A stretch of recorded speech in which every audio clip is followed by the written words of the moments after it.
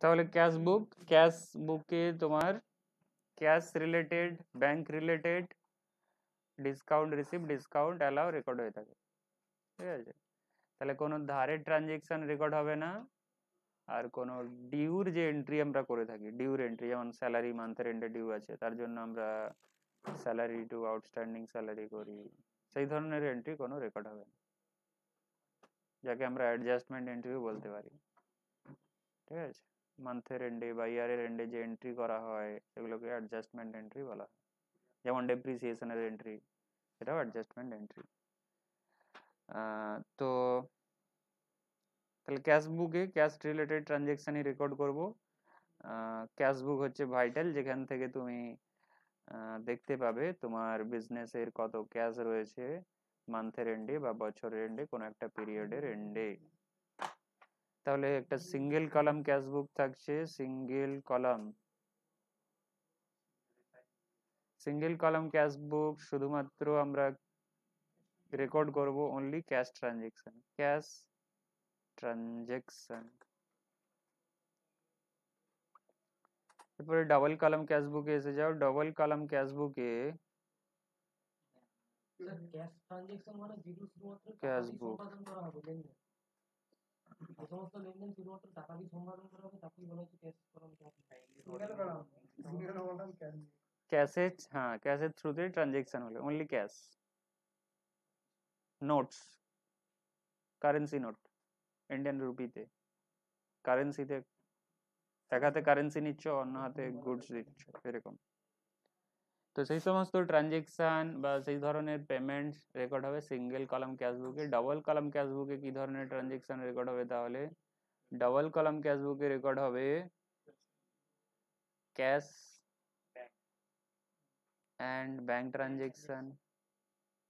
ঠিক আছে, হতে পারে এ দুটো ছাড়া হতে পারে cash cash and discount related transaction, তখনও আমরা দুটো কলাম, তখনও আমরা ডাবল কলাম ক্যাশ বুক বলবো।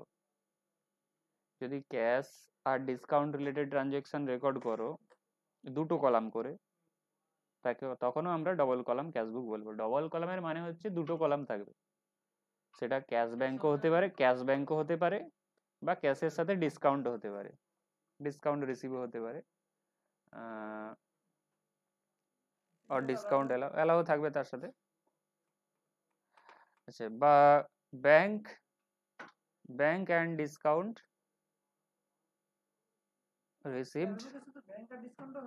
Received or allowed.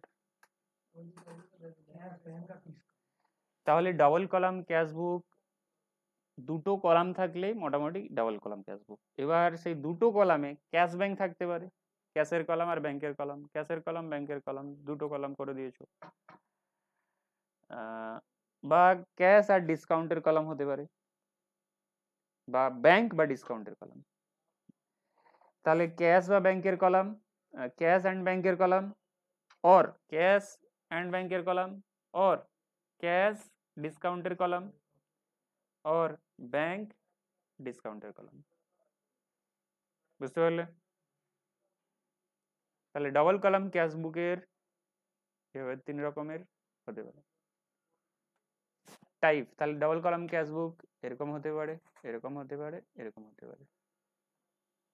তোমরা নরমালি কোনটা করেছো? ক্যাশ আর ব্যাংক করেছো। ক্যাশের সাথে যে ডিসকাউন্ট কলাম দিয়ে করা সেটা করনি, করনি। ব্যাংকের সাথে ডিসকাউন্ট কলাম করা ওই ধরনেরও বানাও। তাহলে আমি তোমাকে তিন ধরনেরই শেখাবো। এরপরে double column cash, triple column cash বুক এসে যাও। ট্রিপল কলাম ক্যাশ বুক,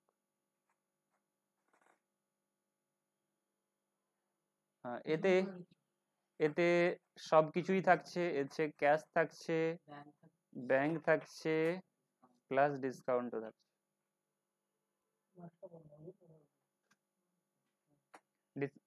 মাস্ক পরবে, এখন করোনা বাড়ছে, ঠিক আছে।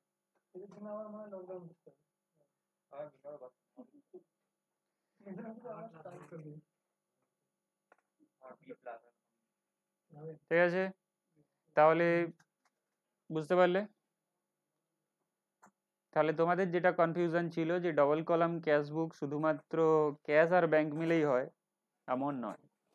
ডবল কলাম ক্যাশ বুক দুটো কলাম থাকলেই হবে, তার তিনটে ফর্ম হতে পারে, ক্যাশ ব্যাংক মিলে, ক্যাশের সাথে ডিসকাউন্ট মিলে, ব্যাংকের সাথে ডিসকাউন্ট মিলে।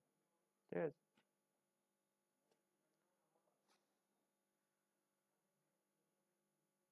সিঙ্গেল কলাম ফেসবুকে তাহলে একটা সিঙ্গেল কলাম, তাহলে ক্যাশ বুকের একটা ফরম্যাট বানানো যাক সিঙ্গেল কলাম ক্যাশ বুকের।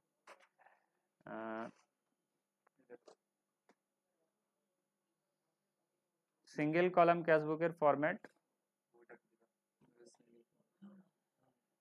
বুক ওপেন করো, ওখানে সিঙ্গেল কলাম ক্যাশ বুকের তোমাদের প্রবলেম আশা করি নেই।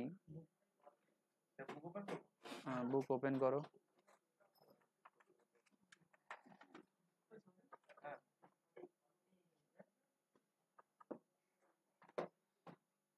সিঙ্গেল কলাম ক্যাশ বুকের যে ফরম্যাট, সেই ফরম্যাট লেজার অ্যাকাউন্টের ফরম্যাটের মতোই, কিন্তু এখানে কিছুটা চেঞ্জ রয়েছে। যেমন আমরা লেজার অ্যাকাউন্টে কি দিই, ওখানে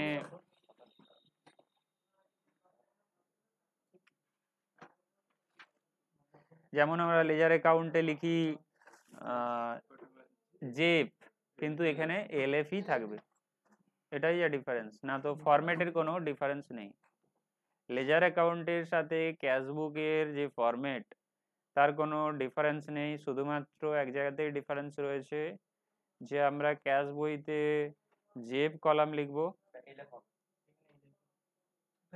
সরি ক্যাশ বুকে এলএফ লিখব, কিন্তু জার্নালে সরি লেজারে জেব লিখব। তাহলে ডেট বাকি যেমন আছে সেইভাবে লিখে নাও, বাকি যে এটা ডেট পার্টিকুলার অ্যামাউন্ট,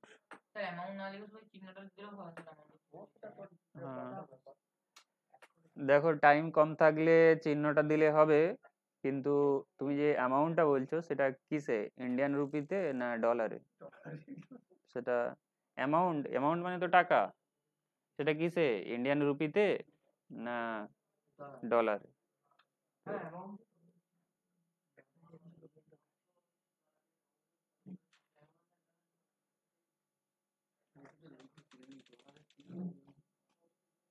ডলারের চিহ্ন কিরকম হয় জানো না?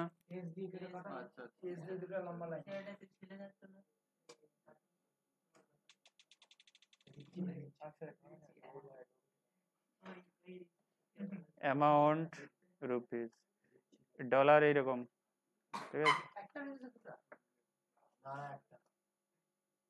দুটো আছে কি, একটাই তো হয়। ঠিক আছে, দেখে নেবে। এখন তাহলে আমরা ক্যাশ বুকেই থাকছি। তাহলে সিঙ্গেল কলাম ক্যাশ বুক, ডাবল কলাম ক্যাশ বুক। আচ্ছা, এখানে যে আমি ব্যাংকের থ্রুতে ট্রানজেকশন হওয়া বললাম, ব্যাংকের থ্রুতে ট্রানজেকশন বলতে কিন্তু ব্যাংকের থ্রুতে যে কোনো ধরনের ট্রানজেকশন হতে পারে, ডিডির থ্রুতে, ডিমান্ড ড্রাফট হোক, চেক হোক, নেট ব্যাংকিং হোক, যে কোনো ধরনের ট্রানজেকশন হতে পারে, তখন কিন্তু সেটা ব্যাংকের রিলেটেড ট্রানজেকশনই ধরা হবে, ডবল কলামেই ধরা হবে।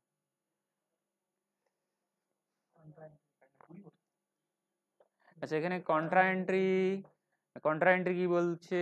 কন্ট্রা এন্ট্রি ক্যাশ বুকে কন্ট্রা এন্ট্রি হয়ে থাকে। কন্ট্রা এন্ট্রি বলতে যে এন্ট্রিতে ক্যাশ আর ব্যাংক থাকবে তাকে আমরা কন্ট্রা এন্ট্রি বলবো, যে এন্ট্রিতে ক্যাশ আর ব্যাংক রিলেটেড থাকবে। কোন সিচুয়েশনে হয়ে থাকে, যদি তুমি ব্যাংক থেকে টাকা তোলো বা জমা দাও, এই দুটো সিচুয়েশনেই শুধুমাত্র কন্ট্রা এন্ট্রি হয়ে থাকে। ব্যাংক থেকে টাকা তুললে বা ব্যাংকে টাকা জমা দিলে, এই দুটো সিচুয়েশনেই হয়ে থাকে কন্ট্রা এন্ট্রি।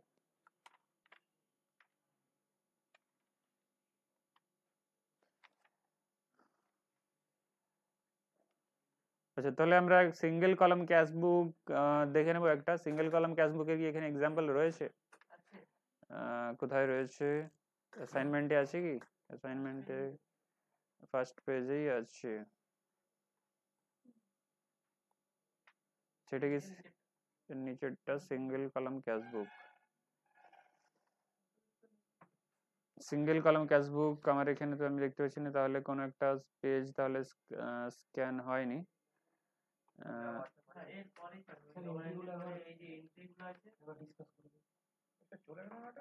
এটা এটা তো তোমার সিঙ্গেল কলাম নয়।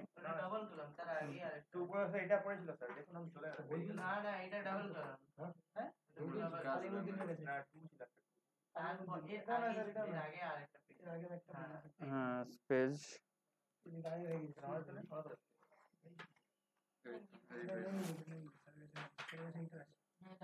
আচ্ছা তাহলে আমরা ডাবল কলাম ক্যাশবুক না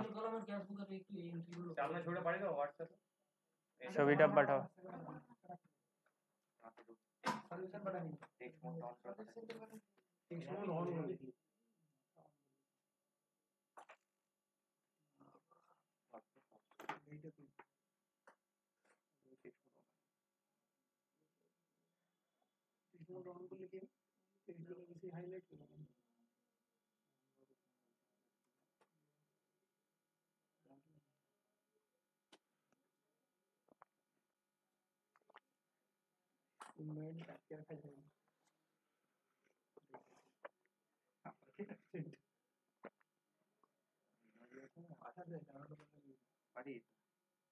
আমাদের ইউনিভার্সিটি স্যার ই লাগবে কোভিড সার্টিফিকেট স্ক্যান বের করেছি আমার একটা হচ্ছে বুঝছি কোভিড যেটা তো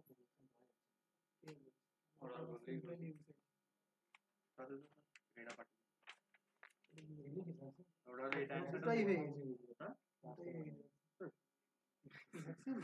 হ্যাঁ তো এই আমরা ঘুরিয়ে পড়ে গেছি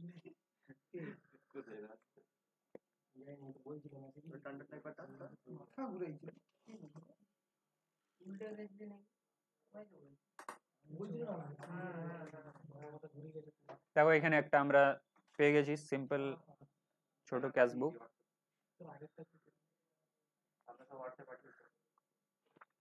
ওটা বইতে সলিউশন রয়েছে, আমি একটা আউটসাইড থেকে করিয়ে দিচ্ছি, ঠিক আছে?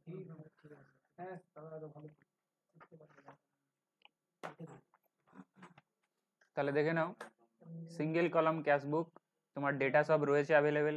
তোমার ক্যাশবুক বানাতে হবে, তোমাকে বলতে হবে যে তোমার ক্যাশ বুকে কত ব্যালেন্স রয়েছে, মানে তোমার মান্থের এন্ডে, এখানে মান্থ যদি হ্যাঁ এখানে জানুয়ারি মান্থ রয়েছে, জানুয়ারি মান্থের এন্ডে তোমার ক্যাশের ব্যালেন্স কত রয়েছে, ক্যাশের ব্যালেন্স কত রয়েছে সেটা বলতে হবে। তাহলে বলো প্রথমে এন্ট্রি কি আছে?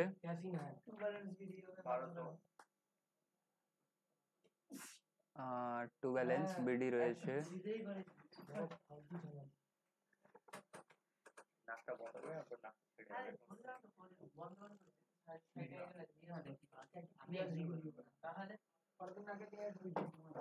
কথা নয় কথা নয়, এদিকে দেখো।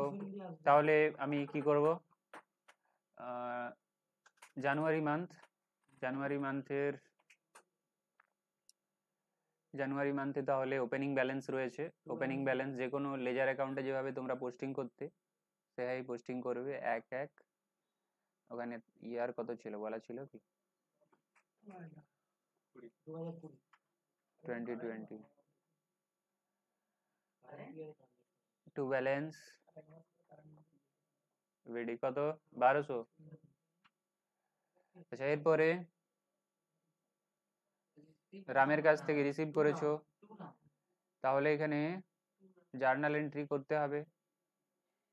প্রথমে ক্যাশ টু রাম, তো ক্যাশবুকে আমরা পোস্ট করব টু রাম।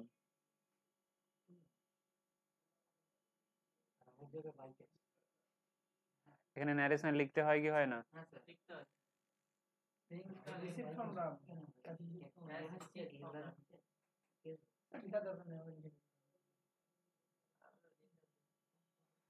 কত টাকা? 300 টাকা। তারিখ কত ছিল?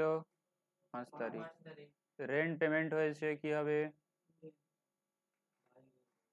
টু রেন্ট, কে বলছে to rent? Rent to cash হচ্ছে, তাহলে ক্যাশ বুকে তুমি পোস্টিং করছো, ক্যাশ বুকে পোস্ট করা মানে ক্যাশ অ্যাকাউন্টে পোস্টিং এর সমান, তো বাই রেন্ট হবে।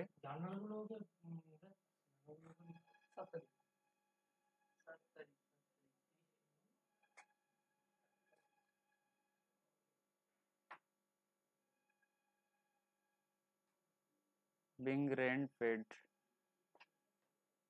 7 তারিখে কত ছিল? 30 টাকা। 30 সোল্ড গুডস ফর ক্যাশ, ক্যাশে সেল হয়েছে 8 তারিখে। টু সেলস কত? 300 টাকা। अच्छा বাই স্যাম। আচ্ছা সোল্ড ফর ক্যাশ। তাহলে তোমরা সিঙ্গেল কলাম ক্যাশ বুক জানো, বলে দিচ্ছ। এরপরে আমি তাহলে ট্রিপল কলাম ক্যাশ বুকে চলে যাবো একবারে, ঠিক আছে?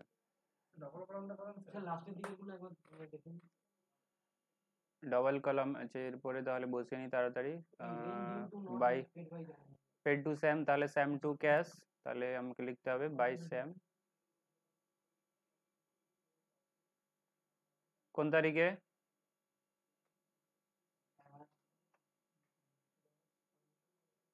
10।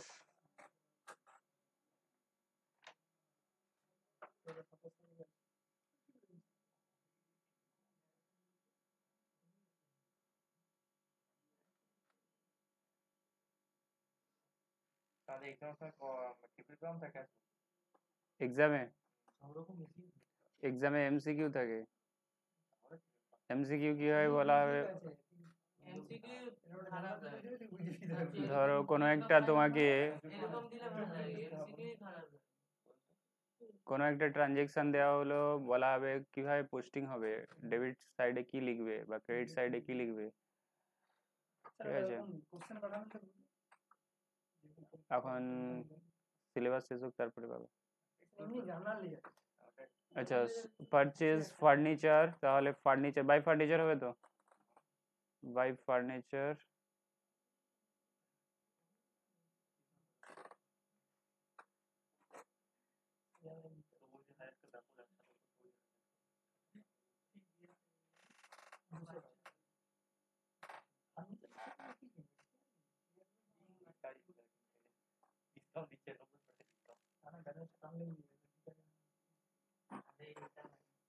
তাহলে 200।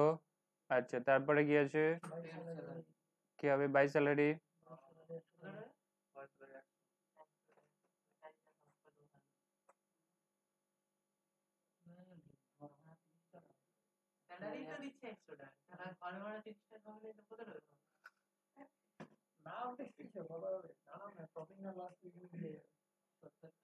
প্রফিট, এখান থেকে প্রফিট জানা যায়, কি প্রফিট না লস বললে।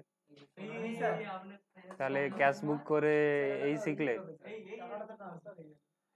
ক্যাশ বুক থেকে তুমি জানতে পারো যে তোমার ক্যাশের ব্যালেন্স কত আছে মাসের শেষে, হাতে আর কত ক্যাশ আছে। হ্যাঁ তোমার বইয়ের হিসাবে, মানে তুমি তো একটা বই মেনটেন করছো, সেই হিসাবে ব্যালেন্স কত আছে, তারপরে তুমি যেটা তোমার ড্রয়ারে রয়েছে সেটা কাউন্ট করে দেখবে যে মিলছে কি মিলছে না। আচ্ছা তারপরে 31 তারিখের বলো, 31 তারিখে কিভাবে পোস্ট করবে? বাই রেন্ট হবে, পড়াশোনা করে এই শিখলে। এখনো রেন্ট ডিউ আছে, পেমেন্ট তো হয়নি, তাহলে কেন এখানে এন্ট্রিটা আসবে? এই প্রথমেই বলেছি যে ডিউর এন্ট্রি এখানে আসেই না। ডিউর এন্ট্রিতে কি হয়, রেন্ট যদি ডিউ থাকে, rent account debit two outstanding rent হয়, কিন্তু পেমেন্ট করোনি জানুয়ারি মাসের এন্ডে, রেন্ট এখনো পেমেন্ট করোনি, পরের মাসে পে করবে, এখন তাহলে আউটস্ট্যান্ডিং হিসাবে রাখতে হবে, রেন্ট টু আউটস্ট্যান্ডিং রেন্ট, তাহলে এখানে পোস্ট হবেই না। কি করে বললে যে বাই রেন্ট হবে?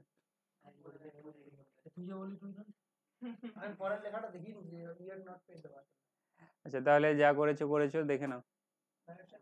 তাহলে আমাকে ব্যালেন্স বের করতে হবে কত,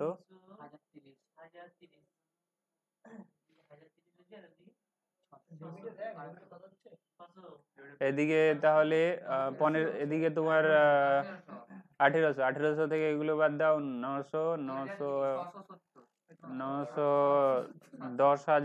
1030 বাদ দাও, 1800 থেকে 1800 থেকে তুমি মাইনাস করবে 1030।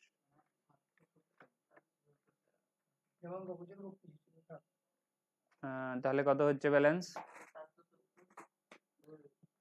এই ব্যালেন্স শিট ইজ 770।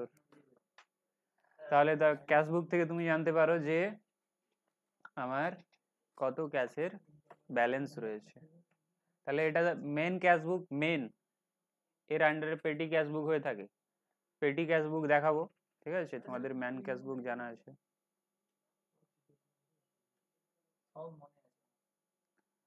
তাহলে এখানে আমাদের হয়ে গেল ডাবল কলাম ক্যাশ বুক,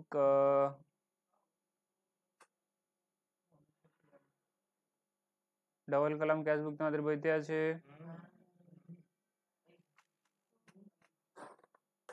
আচ্ছা, এখান থেকেই দেখে নাও। তাহলে এটা সলভ করবে না বুঝিয়ে দিব কোনটা? আচ্ছা, ঠিক আছে, সলভ করাই রয়েছে। তাহলে যেটা সলভ করা নেই অ্যাসাইনমেন্টে একটা রয়েছে সেটা সলভ করব। তাহলে এটা দেখে নাও, cash in hand, cash at bank রয়েছে। তাহলে cash in hand, cash at bank, to balance BD লিখে কোথায় লিখতে হবে? ক্যাশের টাকা ক্যাশের কলামে, ব্যাংকের টাকা ব্যাংকের কলামে। তাহলে লেখা হয়েছে কিনা আমরা দেখে নেবো। লেখা হয়েছে, লেখা রয়েছে সোল্ড গুডস ফর ক্যাশ, তাহলে টু সেলস, ক্যাশ কলামে টাকা। তারপরে রিসিভ ফ্রম পি মালহোত্রা, চেকে রিসিভ হয়েছে, ডিপোজিটেড ইনটু ব্যাংক। তাহলে ব্যাংক টু পি মালহোত্রা তো এন্ট্রি, তাহলে টু পি মালহোত্রা। তাহলে টু সেল হয়ে গেছে, টু পি মালহোত্রা হয়ে গেছে, ব্যাংকের কলামে টাকা, পি মালহোত্রার কেসে, সেলের কেসে ক্যাশে টাকা। আচ্ছা, এরপরে আমরা দেখে নেব যে উইথড্র ফ্রম ব্যাংক, ব্যাংক থেকে উইথড্র হয়েছে, তার মানে এটা কন্ট্রা এন্ট্রি। আমি বলেছিলাম যাতে ক্যাশ আর ব্যাংক রিলেটেড থাকবে কন্ট্রা এন্ট্রি তোমাকে ডবল বার পোস্টিং করতে হবে। কন্ট্রা এন্ট্রি থাকলে ক্যাশ বইতে ডবল বার পোস্টিং করতে হবে। হ্যাঁ, সি লিখতে হবে তাকে ইন্ডিকেট, তাকে তুমি ইন্ডিকেট করো কি এটা কন্ট্রা এন্ট্রি। এই যে এন্ট্রিটা করা হয়েছে কন্ট্রা এন্ট্রি, তার মানে যে ক্যাশ বুক দেখবে তার বুঝতে সুবিধা হয়ে যাবে, তার মানে এর এগেনস্টে আরো একটা এন্ট্রির পোস্ট রয়েছে অপোজিট সাইডে। এন্ট্রি কি হবে? তাহলে উইথড্র করেছো ক্যাশ টু ব্যাংক হবে। আর এখানে যে তুমি ক্যাশ বুক করছো এটা cash account plus bank account, দুটো অ্যাকাউন্ট একসাথে জুড়ে দেওয়া হয়েছে, ঠিক আছে? তাহলে ক্যাশ অ্যাকাউন্টে কি পোস্ট করতে হবে? To bank. তাহলে ক্যাশ অ্যাকাউন্টে কি পোস্ট হবে? To bank. তাহলে ক্যাশ অ্যাকাউন্টে যেহেতু পোস্ট হচ্ছে টু ব্যাংক, তাহলে ক্যাশ কলামে টাকা। ক্যাশ অ্যাকাউন্টে পোস্ট হচ্ছে না, তুমি যখন পোস্ট করতে যাচ্ছ তুমি তো বলছো আমি ক্যাশ অ্যাকাউন্টে পোস্ট করতে যাচ্ছি, তাহলে ক্যাশ অ্যাকাউন্টে টু ব্যাংক লিখছো, তাহলে টাকাটা কিন্তু ক্যাশ কলামেই হবে। হ্যাঁ, তো ক্যাশ অ্যাকাউন্টে তুমি কি লিখবে? সরি, ব্যাংক অ্যাকাউন্টে তুমি লিখবে বাই ক্যাশ। তাহলে যেহেতু তুমি ব্যাংক অ্যাকাউন্টে পোস্টিং করতে যাচ্ছ তাহলে ব্যাংক কলামে টাকা। এটা বুঝতে পারলে কি পারলে না? ঠিক আছে,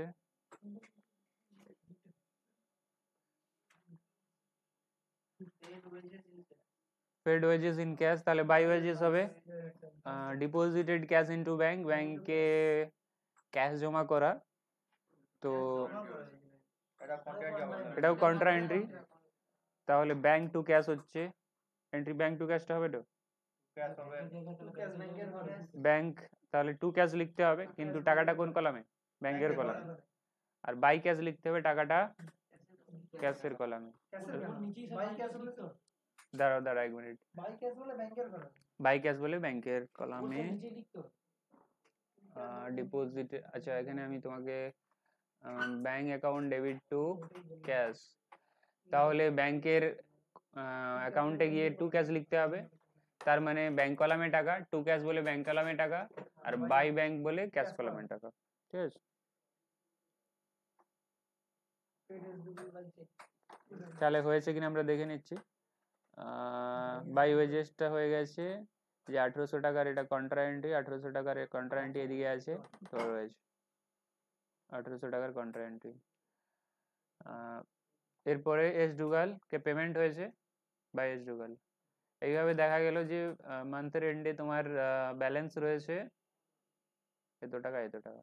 ক্যাশের ব্যালেন্স হচ্ছে 4200, আর ব্যাংকের লোনের যে ব্যাংক অ্যাকাউন্টের যে ব্যালেন্স সেটা 9800।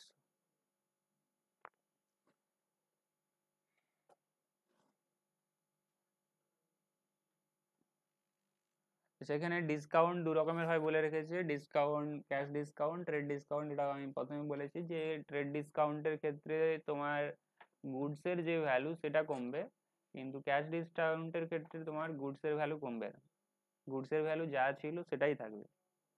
ওখানে তুমি দেখাবে যে আমার ডিসকাউন্ট অ্যালাউ হয়েছে বা রিসিভ হয়েছে, অ্যালাউ করেছি বা রিসিভ হয়েছে, অ্যালাউ করেছি বা রিসিভ হয়েছে, গুডসের ভ্যালু কিন্তু কমবে না ক্যাশ ডিসকাউন্টের ক্ষেত্রে। ক্যাশ ডিসকাউন্ট দেওয়া হয় পার্সনকে মোটিভেট করার জন্য, তাকে সে তাড়াতাড়ি পেমেন্ট করে দেয়, ঠিক আছে। আর ট্রেড ডিসকাউন্ট তো যে কেউ পাবে, যে কেউ পাবে, চাহে সে ধারে পারচেজ করুক ক্যাশে পারচেজ করুক, ট্রেড ডিসকাউন্ট সবাই পাবে, কিন্তু ক্যাশ ডিসকাউন্ট সেই পাবে যে টাইমলি পে করবে। তাহলে মোটিভেট কোনটা করবে? Cash discount.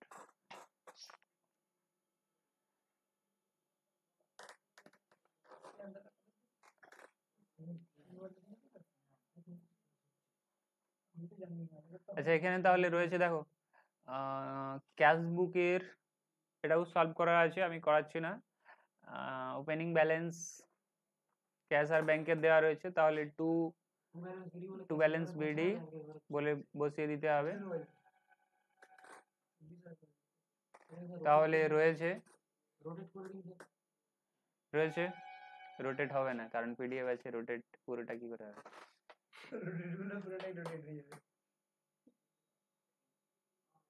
রোটেট হবে কিন্তু পুরোটা রোটেট হয়ে যাবে, তখন উপরেরটা যখন দেখবো আবার সেটাকে দেখতে হবে। আচ্ছা তাহলে এরপরে দেখো ক্যাশ সেল, তাহলে টু সেল করতে হবে। রাজীবের কাছ থেকে পারচেজ হয়েছে, এত টাকা ক্যাশে দিয়েছো, এত টাকা চেকে দিয়েছো, তাহলে এই এন্ট্রি কি করবে? রাজীবের ঘরে 4000, টু ঠিক করে বলো, এখানেই ভুলভাল করবে তুমি, এটা এন্ট্রি ঠিক করে বলো। টোটাল পেমেন্ট হয়েছে 14,000, এখনো তাহলে কত বাকি আছে? 10,000 বাকি আছে। তাহলে তুমি যেটা ক্যাশ বইতে দেখাবে সেটা কিন্তু 14,000-এরই দেখাবে পারচেজটা, তার বেশি তো দেখাতে পারবে না। বাই রাজীব করতে পারো। তোমার যে এন্ট্রিটা হচ্ছে, এন্ট্রিটা কি হচ্ছে, প্রথমে তোমাকে এন্ট্রি ভাবতে হবে যে পারচেজ করেছি টোটাল কত টাকার পারচেজ করেছি, 14,000-এর নয়, 24,000 টাকার পারচেজ করেছি, 24,000 টাকার, কিন্তু আমি পেমেন্ট করেছি ক্যাশে, পেমেন্ট করেছি ব্যাংকের থ্রুতে, তো ক্যাশের থ্রুতে কত পেমেন্ট করেছি? 4,000, আর ব্যাংকের থ্রুতে 10,000, আর তাহলে যেটা থাকছে সেটা রাজীবের নামে ধারে, তাই তো? রাজীবের নামে কত ধার থাকলো? 10,000। তাহলে এখানে তুমি কোন অ্যাকাউন্টে পোস্ট করছো? ক্যাশ বুকে পোস্ট করছো, ক্যাশ বুক মানে দুটো অ্যাকাউন্ট রয়েছে, ডাবল কলাম যেহেতু দুটো অ্যাকাউন্ট রয়েছে, ক্যাশ অ্যাকাউন্ট আর ব্যাংক অ্যাকাউন্ট, ডাবল কলাম যেহেতু ক্যাশ অ্যাকাউন্ট ব্যাংক অ্যাকাউন্ট দুটো রয়েছে একসাথে। তাহলে তুমি যখন ব্যাংক অ্যাকাউন্টে পোস্টিং করছো, তাহলে ব্যাংক অ্যাকাউন্টে সোজা কত লেখা আছে? তাহলে 10,000-ই বসাতে হবে, ঠিক আছে। তাহলে বাই পারচেজ লিখবে, কিন্তু ব্যাংক অ্যাকাউন্টে সোজা যত লেখা রয়েছে সেটাই বসাবে, 10,000। আর বাই পারচেজ তো লেখাই থাকছে, আর ক্যাশ কলামে সোজা লিখবে 4,000। হ্যাঁ, বাই পারচেজই তো লিখতে হবে, কারণ তুমি ক্যাশ বুক মানে কি, ব্যাংক অ্যাকাউন্টে পোস্টিং করতে যাচ্ছ আর ক্যাশ অ্যাকাউন্টে পোস্টিং করতে যাচ্ছ। রাজীব অ্যাকাউন্ট লেখা রয়েছে, তাহলে এরা কি করেছে দেখে নাও। রাজীব অ্যাকাউন্ট হতে পারে কোন সিচুয়েশনে, তুমি যদি দুটো এন্ট্রি করো, এটাকে আমি দুটো এন্ট্রিতে কনভার্ট করে দিচ্ছি। দেখো তুমি তাহলে প্রথমে ধারে পারচেজ করেছো, পারচেজ অ্যাকাউন্ট ডেবিট 24,000 দিয়ে দিলে, টু রাজীব করে দিলে, ঠিক আছে, 24,000 করে দিলে, তাহলে একটা এন্ট্রি কমপ্লিট হয়ে গেল। এরপরে পেমেন্টের এন্ট্রি করো, Rajib account debit to bank to cash, এই সিচুয়েশনে তোমার এন্ট্রি হবে, ঠিক আছে।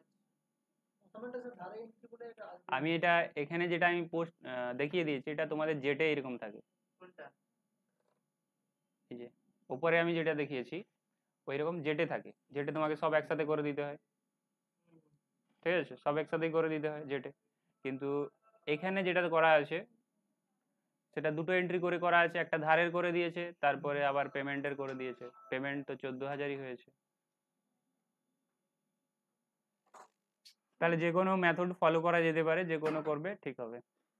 বাই পারচেজ বা বাই রিসিভ করে টাকা বসাবে, ক্যাশের সোজা ক্যাশ কলামে বসাবে 4,000 আর ব্যাংক কলামে 10,000, ঠিক আছে। এরপরে কি আছে দেখো, কে বুঝতে পারোনি তুমি?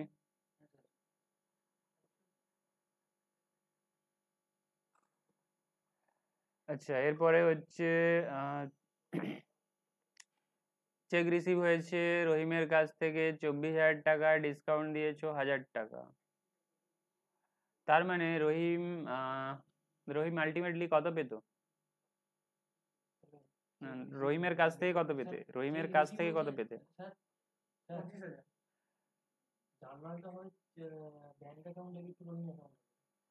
ব্যাংক অ্যাকাউন্ট ডেবিট টু রহিম অ্যাকাউন্ট হবে, ঠিকই বলেছো, কিন্তু আমি এখানে জিজ্ঞেস করছি যে কত টাকা তাহলে রহিমের কাছ থেকে পেতে? 25,000 পেতে, তাহলে 25,000 টাকা সেটেল হচ্ছে, কিন্তু 24,000 দিচ্ছে। তো ডিসকাউন্ট কি তাহলে ডিসকাউন্ট অ্যালাউয়ের কেস এসে গেছে তোমার, তাহলে এন্ট্রি যেটা হবে ব্যাংক অ্যাকাউন্ট ডেবিট হবে, ডিসকাউন্ট অ্যালাউড অ্যাকাউন্ট ডেবিট হবে, আর টু রহিম। তাহলে ব্যাংক অ্যাকাউন্টে যেটা পোস্ট করবে কি লিখবে? টু রহিম লিখবে, টু রহিম বলে কত টাকা লিখবে? 24,000 লিখবে কি 25,000 লিখবে? 24,000 টাকাই লিখবে, কারণ তুমি যেই অ্যাকাউন্টে পোস্ট করতে যাচ্ছ দেখতে হবে সেই অ্যাকাউন্টে সোজা কত লিখেছো। টু রহিম লিখলেও তুমি রহিমের সোজা কত লিখেছো সেটা লেখার দরকার নেই, দেখার দরকার নেই, ঠিক আছে। তাহলে এটা হয়ে গেল। ওখানে তাহলে দেখে নেবো আছে কি নেই, কোথায় আছে যে ওখানে রাজীব দিয়ে যেটা বলা হচ্ছিল, রাজীব দিয়ে রয়েছে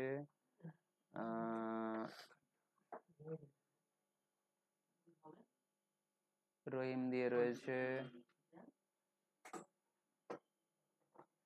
সেল তো আছে। আচ্ছা এরপরে দেখো তাহলে এরপরে আর কোনো কমপ্লেক্স ট্রানজেকশন আছে কি?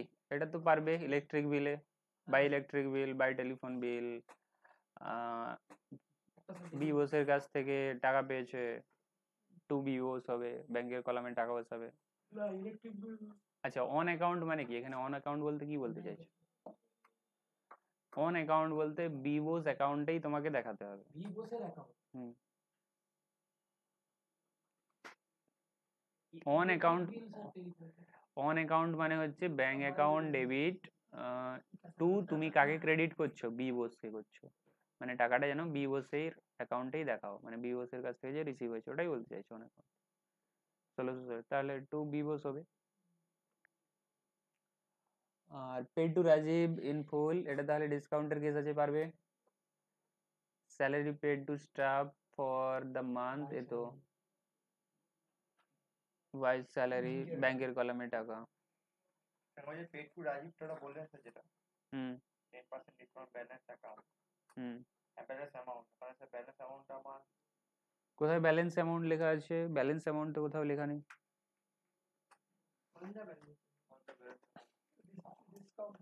On the balance amount, on the balance amount কোথায়? paid to Rajiv in full by check and receive a discount of 10% on the balance amount মানে ব্যালেন্সে 10% করতে হবে, ওটা তো তার paid Rajib in full in cheque, discount on balance amount. আচ্ছা তাহলে দেখতে হবে রাজীবের সাথে আমাদের কি ট্রানজেকশন হচ্ছিল। রাজীব 24,000 টাকার পারচেজ হয়েছিল, তার মধ্যে তো আমাদের অলরেডি 14,000 পেমেন্ট হয়ে গেছে, আর 10,000 বাকি ছিল। তাহলে 10,000 টাকার পেমেন্ট হচ্ছে কিন্তু সে 10,000 দেবে না, 10% কম দেবে, 9,000 দেবে। হ্যাঁ ডিসকাউন্ট। আচ্ছা এইটার কথা বলছো 20, 20তে তোমার অ্যামাউন্ট কত হবে তাই তো? অ্যামাউন্ট রাজীবকে পেমেন্ট হচ্ছে, রাজীব অ্যাকাউন্ট ডেবিট হবে, রাজীব অ্যাকাউন্ট ডেবিট হবে 10,000 টাকা দিয়ে। 10,000 বাকি আছে তো এখন। টু ব্যাংক হবে 9,000, টু ডিসকাউন্ট রিসিভ হবে 1,000। তাহলে বাই রাজীব বলে 9,000ই লিখতে হবে, ঠিক আছে?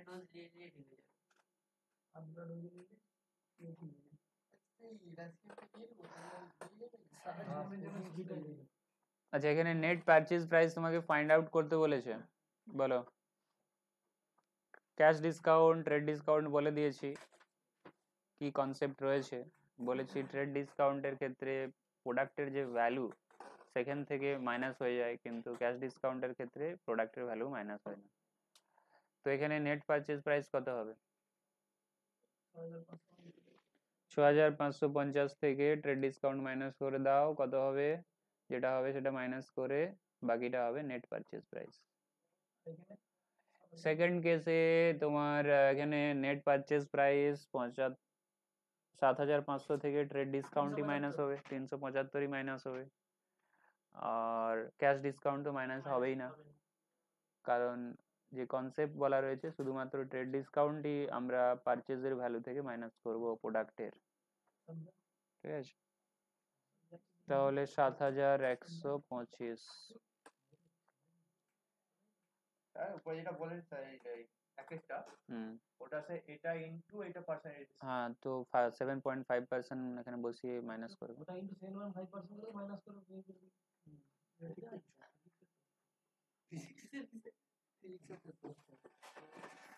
তাহলে এরপরে ট্রিপল কলাম রয়েছে, ট্রিপল কলাম করা যাক, ট্রিপল কলাম করা যাক। আচ্ছা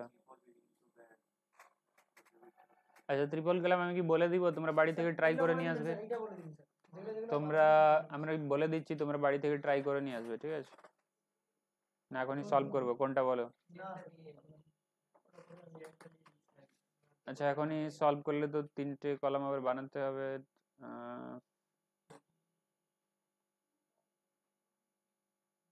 আচ্ছা আমি ন্যারেশন লিখবো না, ন্যারেশন লিখবো না, জাস্ট কলাম করে লিখে দেবো, ঠিক আছে? ন্যারেশন লিখবো না।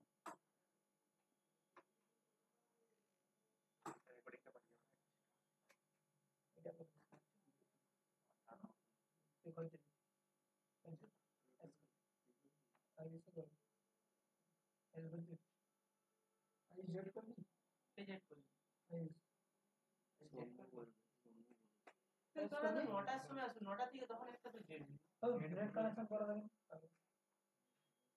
আজকে বলে দিই, স্যার বলে দিই, আজকে বলে দিবি আজকে আমি শুনে বলবো আমাদের। হ্যাঁ আমরা জেড করব, মানে কি করে, মানে কি করে হবে না না, তো ওই তোরা এই টাইমটা তো বসা হবে না, এটা যদি দুটার সময় ট্রেন আর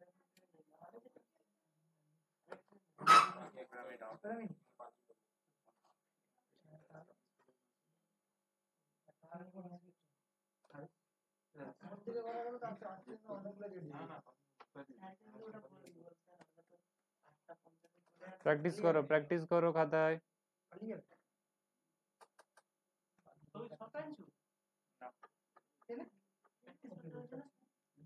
ক্যাশ বুক খাতায় প্র্যাকটিস করো, মোবাইল পরে ঘাঁটবে। ট্রিপল কলাম, তাহলে এটা হচ্ছে ক্যাশ, এটা হচ্ছে ব্যাংক, এটা হচ্ছে ডিসকাউন্ট। আচ্ছা ডেবিট সাইডের ডিসকাউন্টটা অলওয়েজ ডিসকাউন্ট অ্যালাউ হয়, হ্যাঁ ডিসকাউন্ট অ্যালাউড, তাহলে অ্যালাউড। ডেট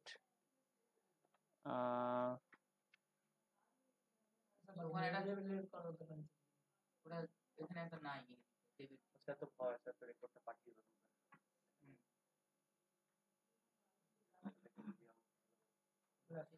তাহলে তাহলে এখন দেখতে থাকো আর তাড়াতাড়ি বলতে থাকো, ঠিক আছে? লিখছো না যখন তাড়াতাড়ি বলবে। ডিসকাউন্ট রিসিভড পার্টিকুলার্স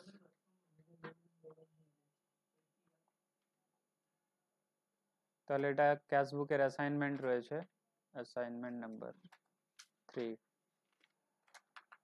তাহলে অ্যাসাইনমেন্ট নাম্বার 3 তে ক্যাশ ইন হ্যান্ড রয়েছে ক্যাশ ইন হ্যান্ড কত রয়েছে 15,000 1 মার্চ 2018 আচ্ছা 19 তোমাদের বইতে রয়েছে লিখে নিয়েছি আমি 19 টু ব্যালেন্স বিডি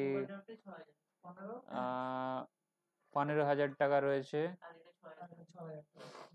15,000 টাকা তাহলে 15,000 টাকা লিখে নিচ্ছে আমি 15,000 ক্যাশে আর 15,000 এর পরে যেটা ব্যাংক 6,000 কোথায় লিখবো ব্যাংকে তাহলে কি লিখবে বলো বাই ব্যালেন্স ঠিক করে দেখো বাই ব্যালেন্স হবে তাহলে ওভারড্রাফট আছে বলে কিন্তু ব্যাংকের ব্যালেন্সটা এটা কত ছিল 6,000 টাকা সোল্ড গুডস ফর ক্যাশ ক্যাশে সেল হয়েছে তাহলে টু সেলস 2 তারিখে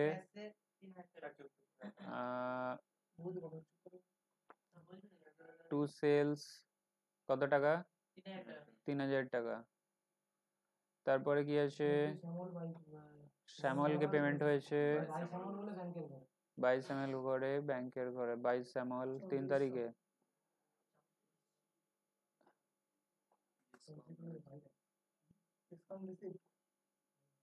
3400 ব্যাংকের ঘরে এরপরে ডিসকাউন্ট রিসিভ তার মানে আমাদের শ্যামল বর্ষি দিয়েছে ডিসকাউন্ট তাই তো শ্যামল বর্ষি দিয়েছে তাহলে হ্যাঁ তো আলাদা হোক না কেন ডেটটা আলাদা হোক সিমিলার লেখা হবে বাই শ্যামল বোস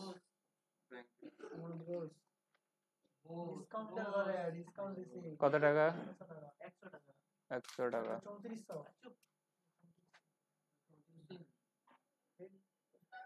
আচ্ছা এরপরে কি হবে টু সেলস তারিখটা বলো অ্যামাউন্ট বলো আচ্ছা 2800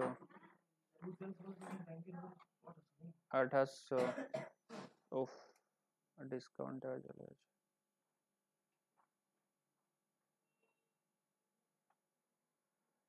2800 color change cheque receive from Monish কত তারিখে আছে 6 তারিখে তাহলে কি হবে টু মনিস হবে কত টাকার চেক আছে আচ্ছা দেখে নাও সেম ডে কি জমা হয়েছে পরে কিছু বলেছে কি পরে বলেছে তাহলে এখন ক্যাশ হিসাবেই রাখতে হবে কত টাকা ক্যাশ হিসেবে রাখতে হবে 6,200 এখন ক্যাশ হিসাবেই রাখো কেন রাখছি বুঝতে পারলে ক্যাশ হিসাবে রাখতে হবে কারণ পরের ডেটেই তো তুমি ট্রান্সফার করেছো অন্যজনকে দেখো দেখো দেখো বলেছে দেখো 7 তারিখে বলেছে মনীষ চেক অঙ্কিতকে তাহলে চেকটা দিয়েছো তার মানে তুমি ব্যাংকে পাঠিয়েছিলে কি তাহলে ক্যাশ হিসাবেই রাখতে হবে তো 7 তারিখে চলে যাবে কার কাছে অঙ্কিত টু ক্যাশ তাহলে বাই অঙ্কিত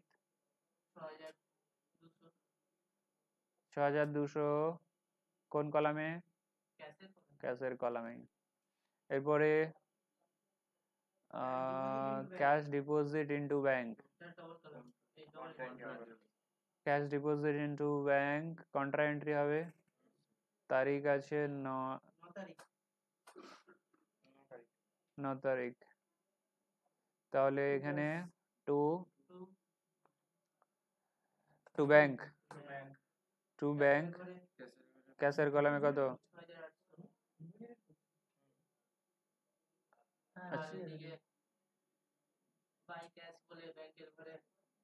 চেক রিস্ক দাঁড়াতে রাখবেন cash deposited into bank to cash হবে তো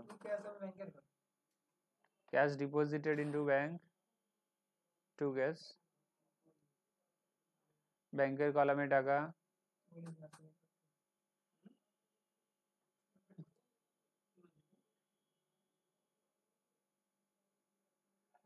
ব্যাংকের কলামে টাকা 6,800 আর বাই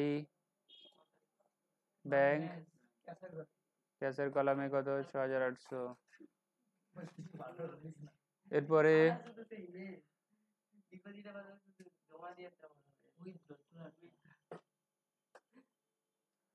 আচ্ছা এরপরে cheque receive from Abhiram deposited same by allowing discount. এতো অভিরামের কাছ থেকে চেক পেয়েছো, সেটা ব্যাংকে জমা করেছো, তাকে 50 টাকা ডিসকাউন্ট দিয়েছো, তার মানে ওর কাছ থেকে পেতে কত 3650 পেতে।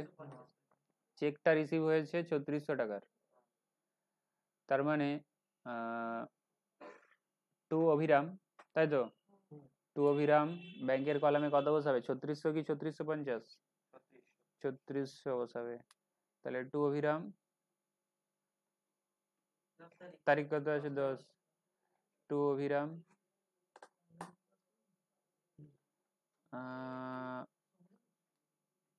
ব্যাংক কলামে কত 3600 আর ডিসকাউন্ট এলাও কলামে কত বসবে 50।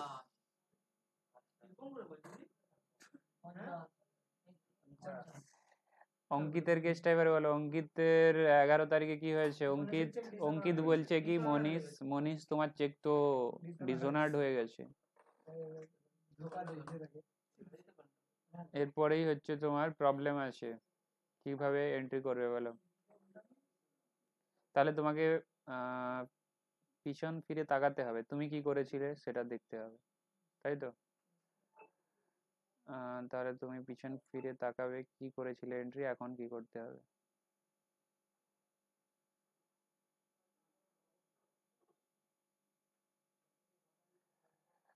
আচ্ছা তাহলে আমরা দেখে নেব যে আমরা যখন অঙ্কিতের কি হলো, সাউন্ড হচ্ছে কেন? শ্রেয়ান মেসেজ সাইলেন্ট করো।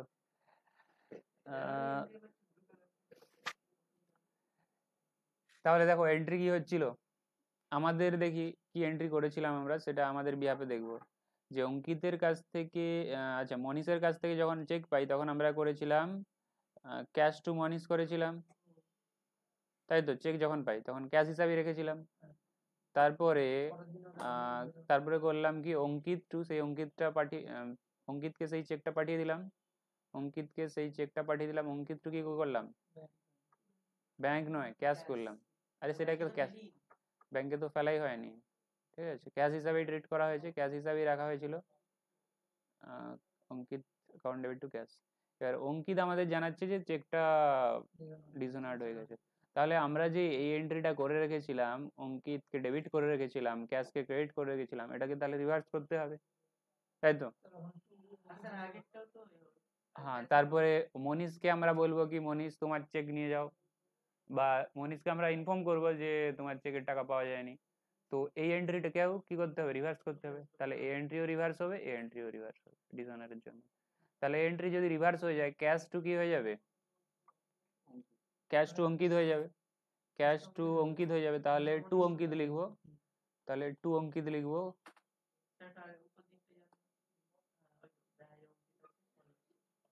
তাহলে এখানে আমরা কি লিখবো, টু অঙ্কিত লিখবো। 11 তারিখে ডিসঅনার হয়ে গেছে, টু অঙ্কিত। অঙ্কিত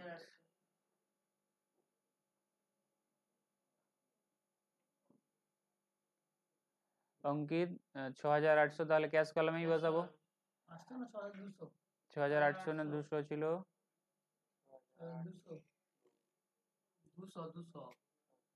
6,200,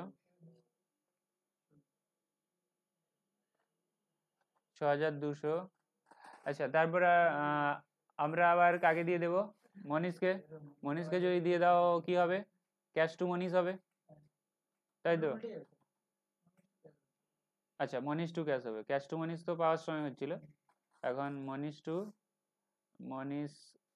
টু ক্যাশ হবে, ঠিক আছে? তো আমরা কি পোস্ট করবো, বাই মনীষ পোস্ট করবো। বুঝতে পারছো কি পারছো না? ডিসঅনার এন্ট্রি নেওয়ার সময় যা হচ্ছিল তার রিভার্স হবে, রিভার্স পোস্টিং হচ্ছে। তাহলে বাই মনীষ হবে। তাহলে 11 তারিখে দুটো এন্ট্রি হলো বাই মনীষ 6200। তাহলে ডিসিশনের কাজ শেষ। এরপরে 2 সেলস 12 তারিখে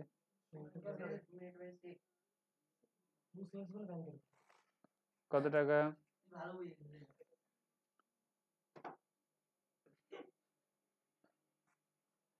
ক্যাশ উইথড্রন ফ্রম ব্যাংক, আচ্ছা কন্ট্রা এন্ট্রি রয়েছে 15 তারিখে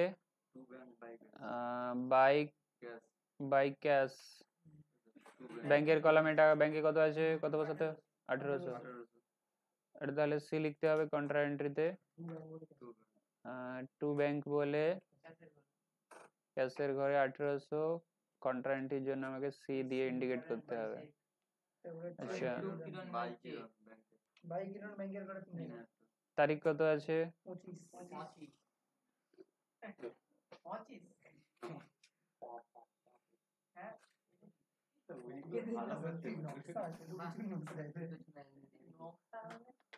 আচ্ছা তাহলে দেখো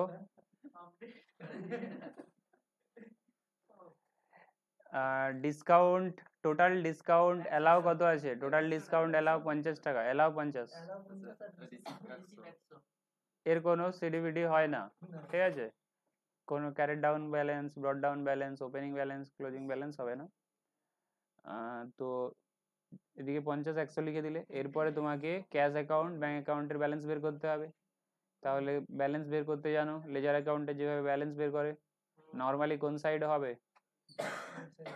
ক্যাশ অ্যাকাউন্টের তো অলওয়েজ তোমার ডেবিট সাইড বেশি হবে, তার মানে সিডিটা তো অলওয়েজ তোমার ক্রেডিট সাইডেই আসবে, কারণ ক্যাশ অ্যাকাউন্টের ডেবিট সাইড অলওয়েজ বেশি হবে টোটালটা, রিসিভটা খরচা কম হবে তার থেকে, বা ইকুয়াল হতে পারে, কিন্তু ক্রেডিট সাইড কখনোই বেশি হবে না, খরচা কখনোই বেশি হবে না ক্যাশে, কিন্তু ব্যাংকের কেসে তোমার হতে পারে।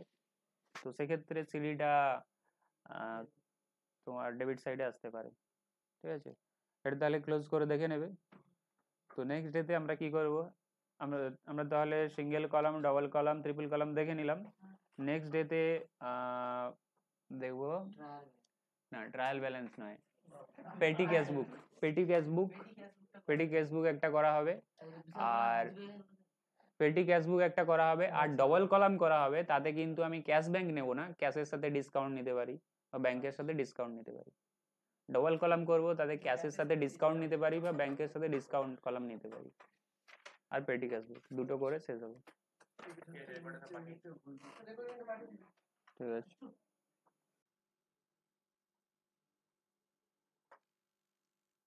তো আমার ফরম্যাট রেডি হয়ে গেছে, আমি এতে লিখে নেব বাকি ডেটাগুলো।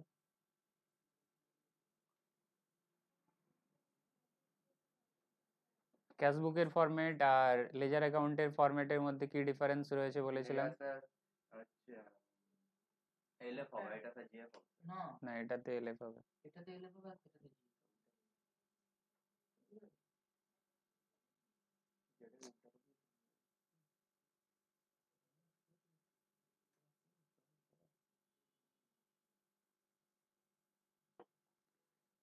লেজার অ্যাকাউন্টে তুমি জেএফ লিখো, এখানে এলএফ লিখবে।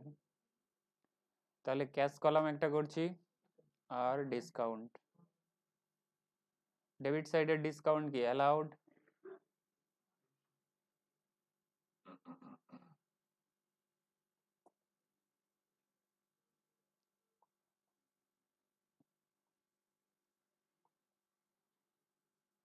Discount receipt.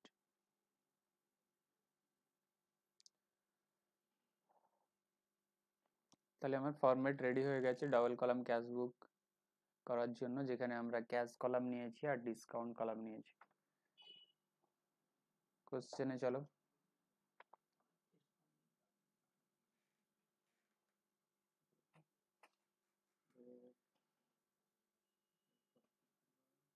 তো এটাতে আমি মার্ক করতে পারবো না, কারণ মার্ক করার অপশন নেই, ঠিক আছে? না এটা পিডিএফ, কিন্তু এই পিডিএফ আলাদা আছে, লক করা রয়েছে, মার্ক করা যাবেই না। এখানে যে অপশন ছিল ওটা ডিসেবল হয়ে গেছে। তো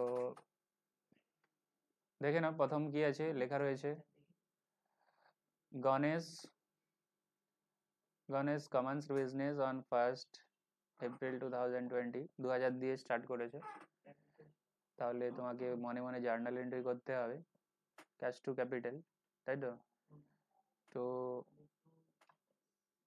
তাহলে April month 1st to capital.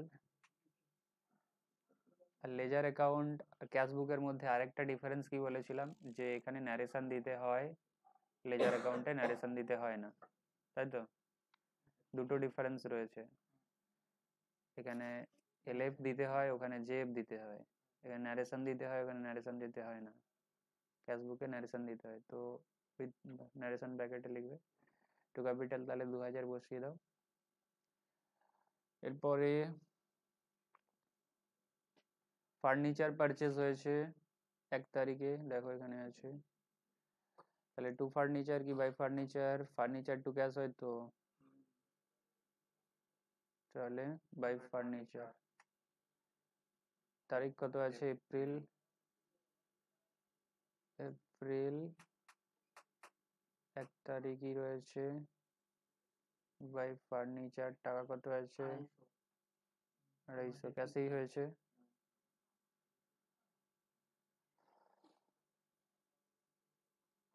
এরপরে পারচেজড গুডস, গুডস পারচেজ, তাহলে বাই পারচেজ 2 তারিখে, তাহলে ন্যারেশন দেবে।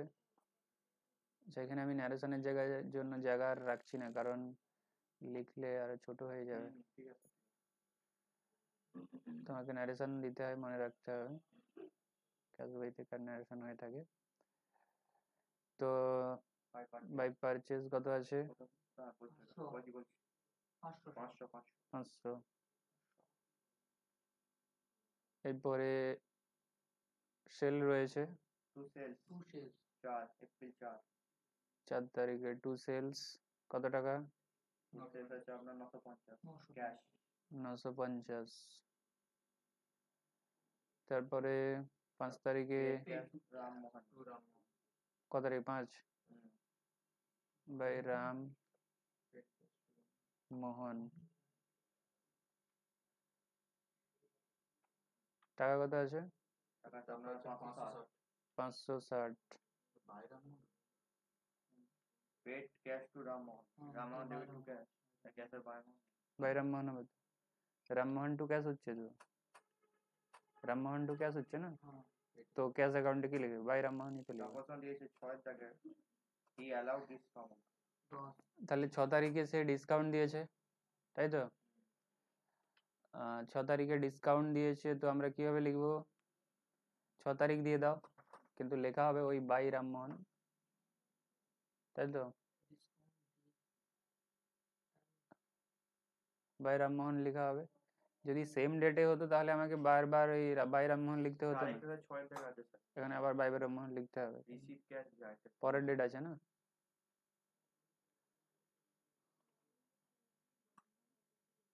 তাহলে তোমার কাছে এখানে ডিসকাউন্ট রিসিভ 10 টাকা, আমি রিসিভের সাইডেই তো লিখেছি 10 টাকা।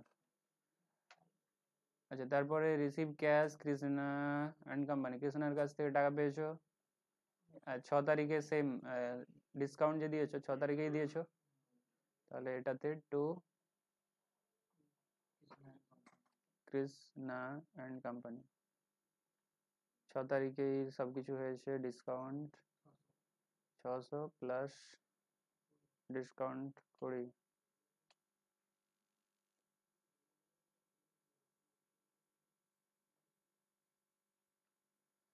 আচ্ছা, আর কিছু 7 তারিখে রয়েছে পেড পেটি এক্সপেন্সেস, পেড ফর পেটি এক্সপেন্সেস 15, তাহলে বাই পেটি এক্সপেন্সেস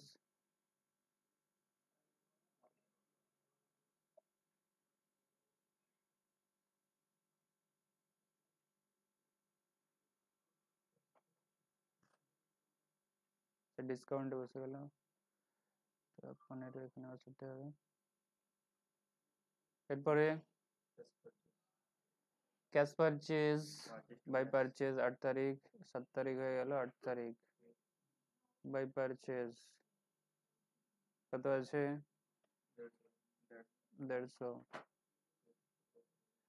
লেবারকে পেমেন্ট করেছো তারপরে 13 তারিখে কি হবে Paid for labor. Labor to cash মানে by labor. বাই লেবার বলে হয় না বাই ওয়েজেস এতদিন আগে কোনোদিন শুনেছো এতদিন পরে এলে লেবার অ্যাকাউন্ট শুনেছো কি ওয়েজেস 13 তারিখে কে শ্রদ্ধা করছে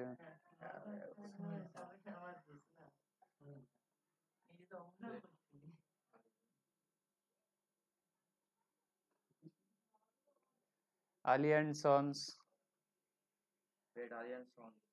সেম ডেটে ডিসকাউন্ট সেম ডেটে তাহলে ডবল বার লেখার দরকার নেই বাই আলি অ্যান্ড সন্স একবারই লিখলে হয়ে যাবে 13 তারিখে বাই আলি অ্যান্ড সন্স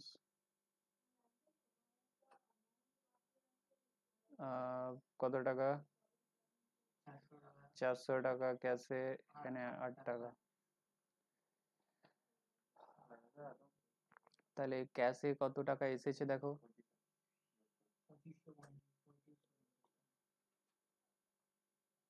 কত টাকা 3550 3550 তাহলে তোমার মান্থের এন্ডে এপ্রিল মান্থের এন্ড কবে কোশ্চেনে কি বলেছে মান্থের এন্ডই বলেছে যে 2 কলাম ক্যাশ বুক বানাও ফর দ্য মান্থ তার মানে তোমাকে ব্যালেন্সটা কবে বের করতে হবে মান্থের এন্ডে 30 তারিখে বাই ব্যালেন্স সিডি কত টাকা এগুলো সব মাইনাস করে দেখো কত আছে পেমেন্ট গুলো সব মাইনাস করবে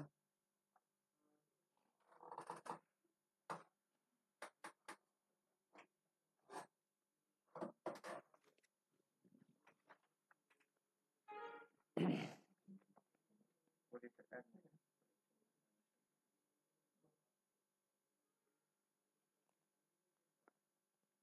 মাইনাস করে বলবে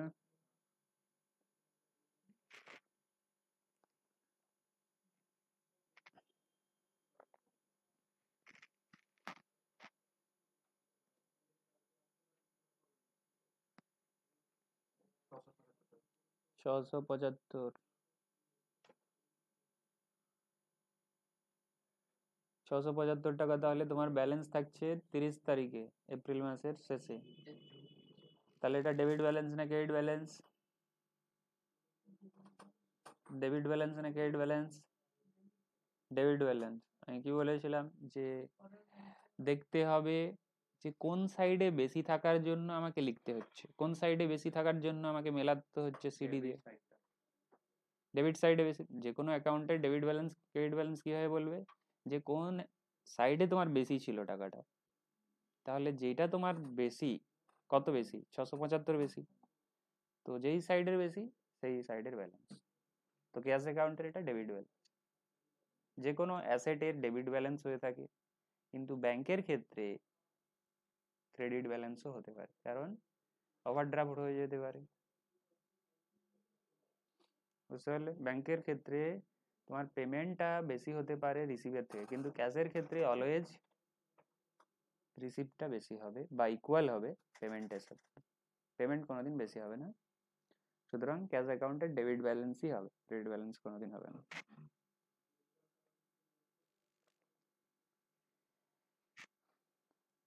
তাহলে তোমরা ট্রিপল কলাম ক্যাশ বুক শিখেছো ডাবল কলাম ক্যাশ বুকে তোমাদের যে কনফিউশন ছিল যে ডাবল কলাম ক্যাশ বুক শুধুমাত্র ক্যাশ আর ব্যাংক কলাম দিয়েই হয় তা কিন্তু নয় দুটো কলাম দিয়ে যখন তুমি ক্যাশ বুক বানাচ্ছো সেটাই ডাবল কলাম ক্যাশ বুক ক্যাশের সাথে ডিসকাউন্ট থাকতে পারে ব্যাংকের সাথে ডিসকাউন্ট থাকতে পারে বা ক্যাশ ব্যাংক দুটো কলামও করতে পারে এরপরে আমরা চলে যাব পেটি ক্যাশ বুক পেটি পেটি ক্যাশ বুক যদিও তোমাদের সিলেবাসে কভারেজ নেই তবু আমি করাচ্ছি কারণ তোমরা যেহেতু এটা তাড়াতাড়ি শেষ করে দিয়েছো আগের দিন স্টার্ট করেছিলাম শুধু ক্যাশ বুক আগের দিন স্টার্ট করেছিলাম না তার আগের দিন তো যেহেতু তাড়াতাড়ি এন্ড হয়ে গেছে, তোমরা বুঝতে পেরেছো, সেই জন্য একটা নতুন কিছু করিয়ে দিচ্ছি। পেটি ক্যাশ বুক, পেটি ক্যাশ বুক করেছিলে কি এর আগে কোথাও? চলে তাহলে করা যাক একটা পেটি ক্যাশ বুক।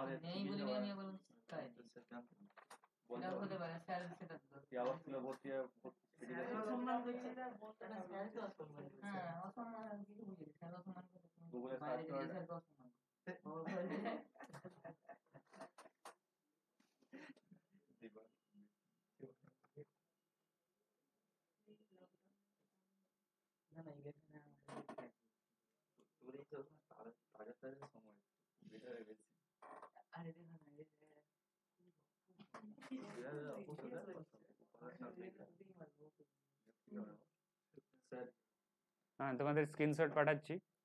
কি বলছো, কিছু বলছো কি? বলছিলাম যে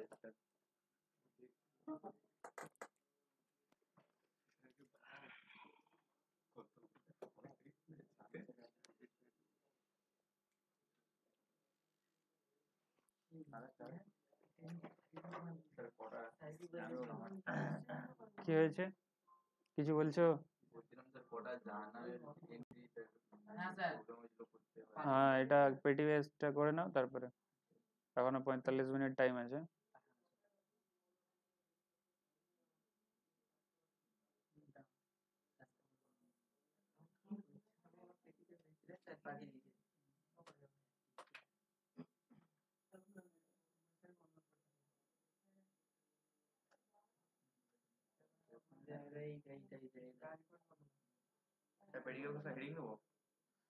পেটি ক্যাশের হেডিং ফরম্যাটটা কিভাবে হবে আমি দেখে নাও শুধু। এখানে কত ধরনের এক্সপেন্স আছে, সব ধরনের এক্সপেন্সের জন্য একটা করে কলাম।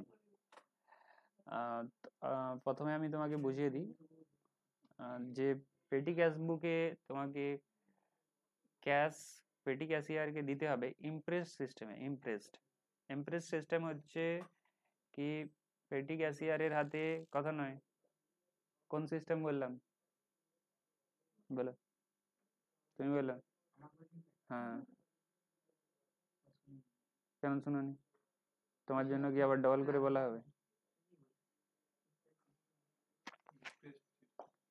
তুমি অন্যকে ডিস্টার্ব করতে পারো কিন্তু যেন তুমি শোনো, ঠিক আছে? তুমি দুটো কাজ একসাথে করতে পারবে কি? একদিকে শোনা প্লাস অন্যকে ডিস্টার্ব করা পারবে না, তাহলে তাহলে তোমাকে শুনতে হবে। পেটি ক্যাশ বুকে পেটি ক্যাশিয়ারকে টাকা দেওয়া হয় কিভাবে? ইমপ্রেস সিস্টেমে। ইমপ্রেস সিস্টেম কি, উইকের প্রথমে বা মান্থের প্রথমে একটা ফিক্সড অ্যামাউন্ট দিয়ে দেওয়া হয়। ধরো পেটি ক্যাশিয়ারকে তুমি দিলে, পেটি ক্যাশিয়ারকে দিলে 500 টাকা প্রত্যেক উইকের শুরুতে, তাহলে উইক শেষ হয়ে গেল, পেটি ক্যাশিয়ার দেখলো কি তার কাছে আর 150 টাকা পড়ে আছে, তাহলে মেন ক্যাশিয়ারের কাছ থেকে আবার কত নেবে? 350 নেবে। তার কাছে মোটামুটি উইকের প্রথমে যেন 150 থাকে, সরি 500 থাকে। তারপরে দেখতে হবে যে পরের পরের উইকের শুরুতেই দেখতে হবে আর কত নিলে আমার 500 হয়ে যাবে। তো এইভাবে চলতে থাকে।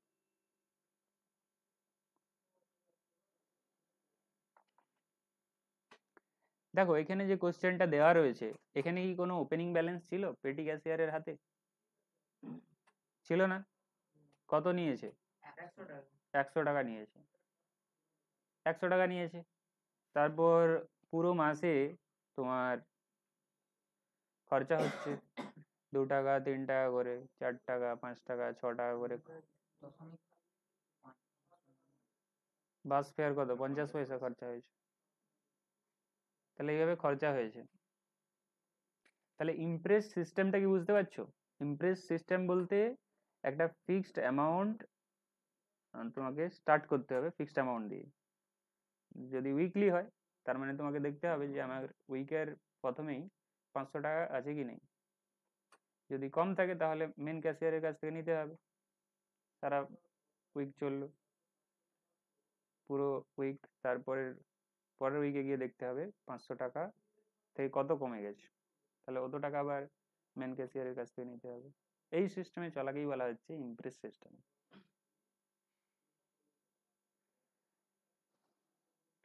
তাহলে এখানে কত ধরনের এক্সপেন্স আছে দেখো দেখি।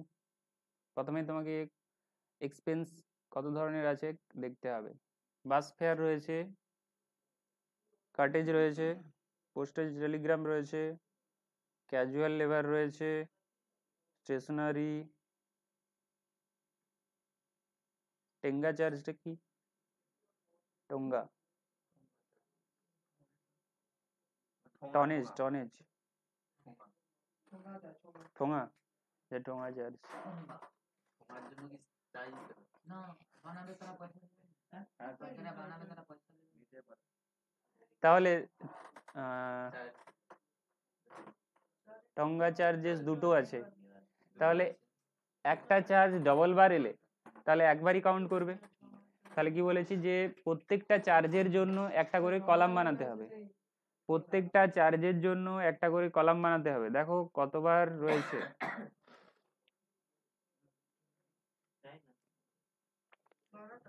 কটা চার্জ রয়েছে। স্টেশনারি, স্টেশনারি তো দুবার রয়েছে, একবারই কাউন্ট করবে। বাস ফেয়ার দুবার রয়েছে, একবারই কাউন্ট করবে। কাটেজ একবারই কাউন্ট করবে। আচ্ছা এখানে আমরা দেখে নেব কটা কলাম করেছে, আমরা সেই অনুযায়ী করবো। এখানে সলিউশন দেওয়া রয়েছে কটা করেছে দেখো। কনভেন্স একটা করেছে, কাটেজ একটা করেছে, স্টেশনারি একটা করেছে, পোস্টেজ অ্যান্ড টেলিগ্রাম করেছে, ওয়েজেস করেছে, সান্ড্রি করেছে। তাহলে টোটাল 6টা কলাম করেছে এক্সপেন্সের।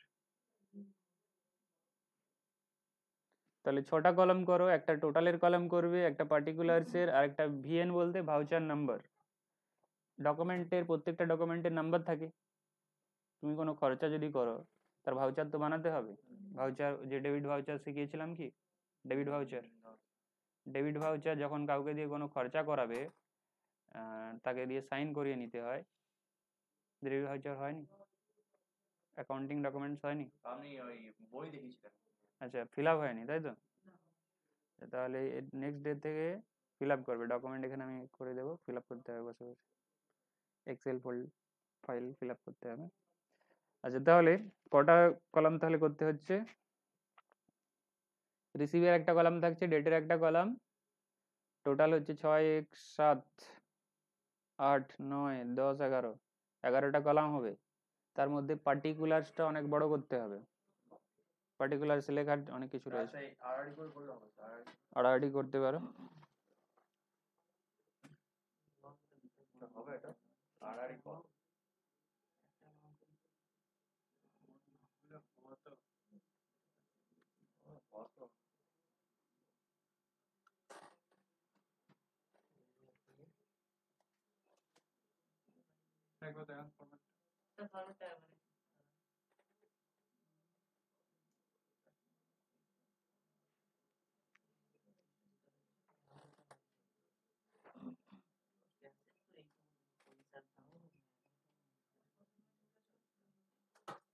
পার্টিকুলার্সে বড় করে লিখতে হবে, বাকিগুলো সরু সরু করলেও হবে টাকা লেখার মতো, কিন্তু পার্টিকুলার্সটা বড় হবে, চওড়া হবে।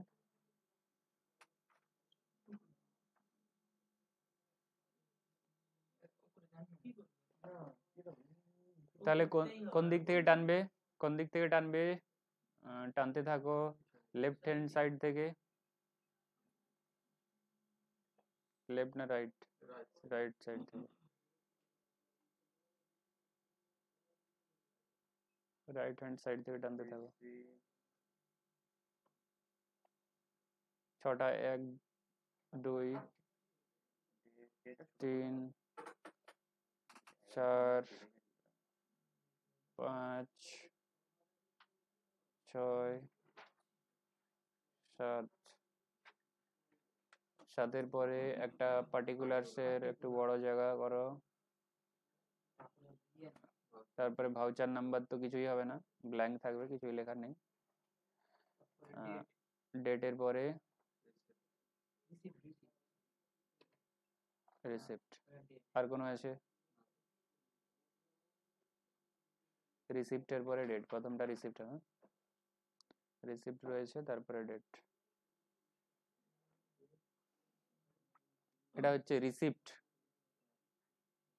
তারপরে ডেট তারপরে ভিএন ভাউচার নাম্বার পার্টিকুলারস স্যার বলো কত তো রিসিভ হয়ে যেতে তো মানে ধরুন আগে তো ডেটটা দেওয়া উচিত তারপর তো এত তারিখে যে এত রিসিভ হয়ে যাবে না এই যে ডেটটা রয়েছে এটা পেমেন্টের ডেট রিসিপ্ট তো বারবার হবে না একবারই রিসিপ্ট হবে বললাম কি মান্থের শুরুতে বা যদি উইকলি টাকা নাও উইকের শুরুতে একবারই রিসিপ্ট হবে বারবার তো রিসিপ্ট হবে না পেমেন্ট গুলো বারবার হবে তার ডেট ডিফারেন্স থাকবে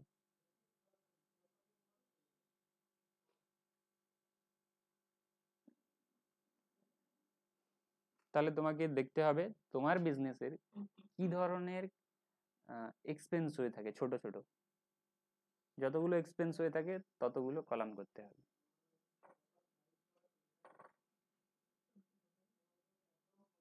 প্রথমটা টোটাল তারপরে 6টা রয়েছে 6টার মধ্যে কি কি ধরা হয়েছে কনভেন্স একটা ধরা হয়েছে এখানে কনভেন্স রিলেটেড কি কি ছিল এই যে বাস ফেয়ার দেওয়া ছিল না বাস ফেয়ার গুলো সব কোথায় আসবে কনভেন্সে আসবে বাস ফেয়ার বলে কিছু আছে কি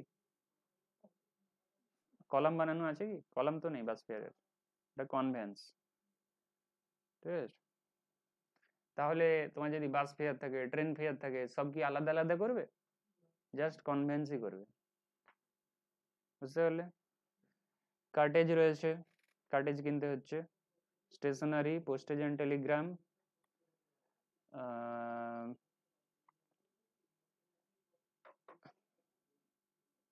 ওয়েজেস সান্ড্রিজ আচ্ছা টোঙ্গা কোথায় এসেছে বলো তো টোঙ্গা যদি 6 তারিখে তুমি দেখো টোঙ্গা কোথায় রাখা হয়েছে টোঙ্গা চার্জেস আচ্ছা কত তারিখ প্রথমটা কত তারিখে ছিল 4 তারিখে 4 তারিখে 1 তারিখে টোঙ্গা নেই তো 4 তারিখে টোঙ্গা আছে স্টেশনারি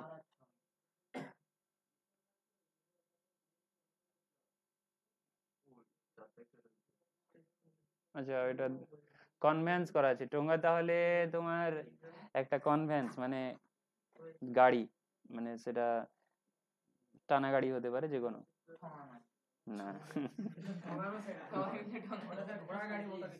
হ্যাঁ ওটা ঠিক তাহলে এটা যেটা টোঙ্গা যেটা আমরা আলাদা বুঝছিলাম কি সেটা অ্যাকচুয়ালি কনভেন্স মানে গাড়ি টাইপের টানা গাড়ি হতে পারে ঠেলা গাড়ি হতে পারে যাই হোক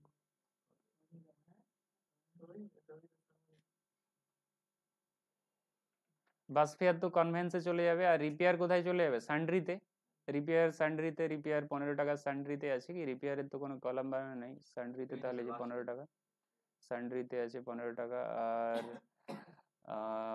ক্যাজুয়াল লেবারে তো ওয়েজেসে চলে যাবে ওয়েজেসের তো সেপারেট কলাম রয়েছে পোস্টেজ অ্যান্ড টেলিগ্রামের তো কলাম রয়েছে কার্টেজের তো কলাম রয়েছে বাস ফেয়ার তো কনভেন্সে তাহলে 6টা কলাম করো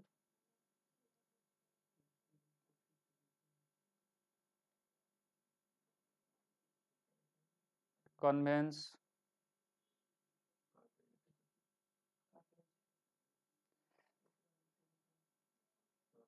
কনভেন্স কার্টেজের আলাদা রয়েছে তারপর স্টেশনারি আলাদা রয়েছে পোস্টেজ অ্যান্ড টেলিগ্রাম ওয়েজেস তারপরে সান্ড্রি সান্ড্রি বলতে আদার যে কোনো এলেই ওটাই বসা হবে যেমন রিপেয়ার রয়েছে তাহলে শুরুতে কত নিয়েছো এখানে বলা আছে শুরুতে 100 টাকা নিয়েছো বলেছো 1 তারিখে 100 টাকা নিয়েছো তো এখানে টু ক্যাশ বলে উল্টো দিকে লেখা রয়েছে কিভাবে লিখতে হবে উল্টো দিকে লিখতে হবে টু ক্যাশ বলে উল্টো দিকে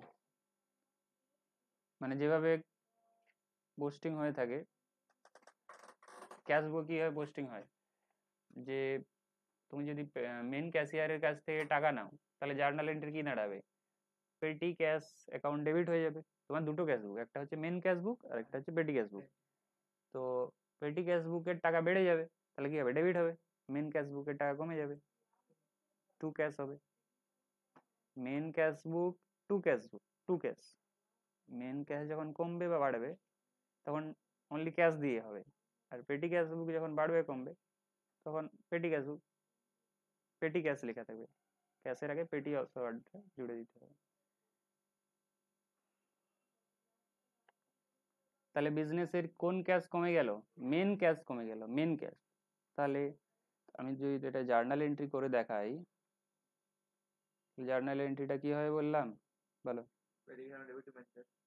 পেটি, petty Cash cash debit to main cash. Main cash. তাহলে আমরা কোন বইতে পোস্টিং করছি? আচ্ছা, মেন তো লেখা যাবে না, অনলি ক্যাশ লিখতে হবে। তাহলে আমরা যেহেতু পেটি ক্যাশ বুকে পোস্টিং করছি, টু ক্যাশে লিখবো।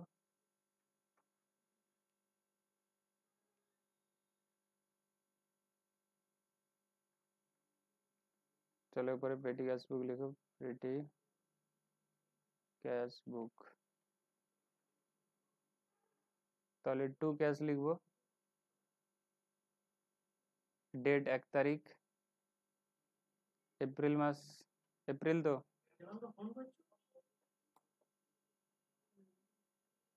কি হলো, এপ্রিল না জানুয়ারি আছে। একটা ঠিক করা আছে তো ওই জন্য স্যার দেবাঙ্ক এখানে বসে বসে কি ফোন করছো তুমি? পাসওয়ার্ড নাই তো হাতে লেগে লেগে যায়। আচ্ছা, তাহলে 100 টাকা রিসিভ হয়েছে, তাহলে এই এন্ট্রিটা বুঝতে পারলে টাকা এলে কিভাবে লিখতে হবে, জানুয়ারি লিখে 100 টাকা হয়ে গেল। এরপরে এরপরে খরচাগুলো, খরচাগুলো কি করে করা হবে, এন্ট্রি কি হবে বলো। পেটি ক্যাশ বুক থেকে যদি খরচা হয়, পরে খরচা কি আছে 1 তারিখের পরে, বাস ফেয়ার, তাহলে বাই কনভেন্স বলা হবে।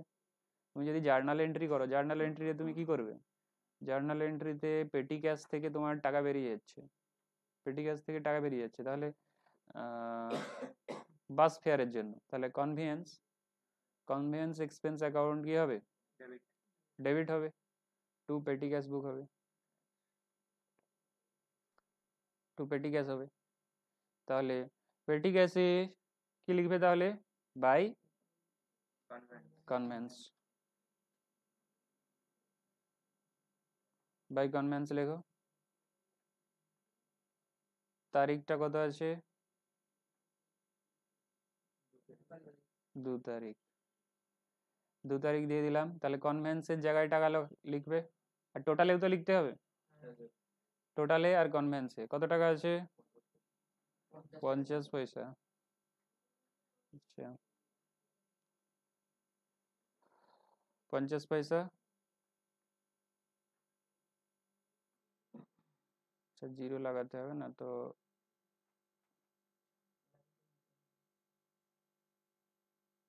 Zero 50,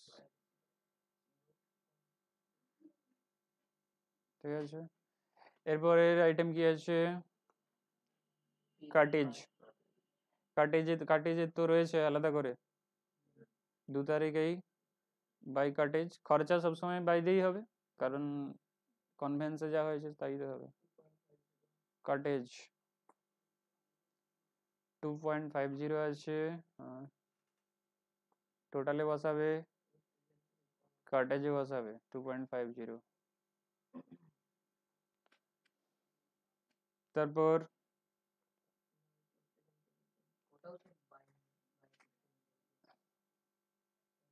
by postage and Telegram, সব বাই দিয়ে লেখা হবে।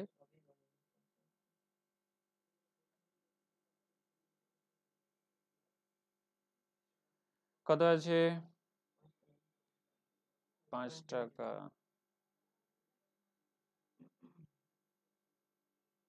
আচ্ছা, এটা তো পোস্টেজ অ্যান্ড টেলিগ্রামে বসাতে হবে, পোস্টেজ অ্যান্ড টেলিগ্রামে বসাও 5 টাকা। তারপর কত রিপেয়ার খুশি আছে আর না ওয়েজেস 3 তারিখে রয়েছে, 3 তারিখে ওয়েজেস রয়েছে,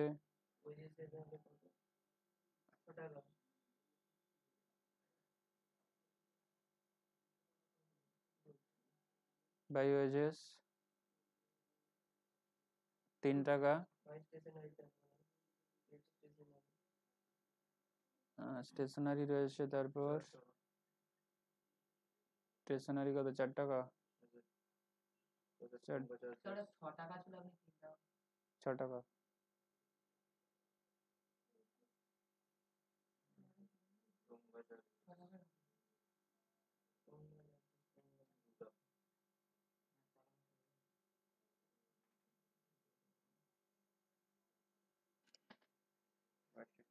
বাই স্টেশনারি 4 তারিখ।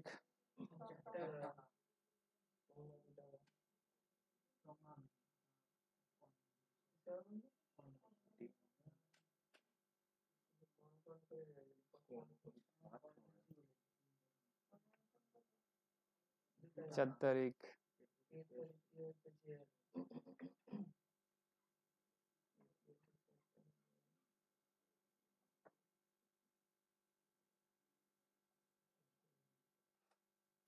কনভেন্স 4 তারিখ আছে কত, 2 টাকা। টোঙ্গা, টোঙ্গা চার্জ 2 টাকা।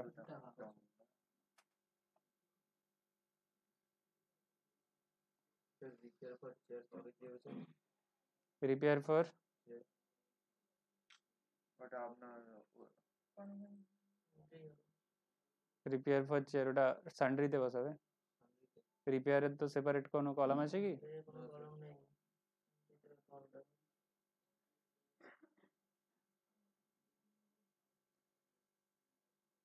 দেখো আমরা সেগুলোর কলাম করব যেটা রিপিটেডলি হয়ে থাকে, যেটা একবার দুবার হচ্ছে কিন্তু ছোট খরচা, সেগুলো সব সান্ড্রিতে চলে যাবে।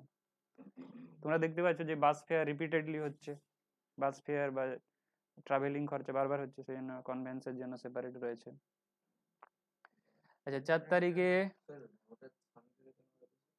আচ্ছা 5 তারিখে, 5 তারিখে সান্ড্রি। সান্ড্রি বলতে অনেক কিছু রয়েছে যেটা হচ্ছে রিপিটেডলি হচ্ছে না। তোমার যদি রিপিটেডলি কোনো খরচা হয়ে থাকে বারবার বারবার, তার জন্য সেপারেট করবে। যেটা হয়তো ওয়ান টাইম হয়েছে কিন্তু ছোট খরচা, তার জন্য সেপারেট একটা করে দেবে। আরো যদি থাকতো, এখানে শুধু রিপেয়ার আছে, আরো একটা কোনো খরচা যেটা কি একবারই হয়েছে কিন্তু একেবারেই ছোট, সেটাও তুমি সান্ড্রিতে দিতে পারতে।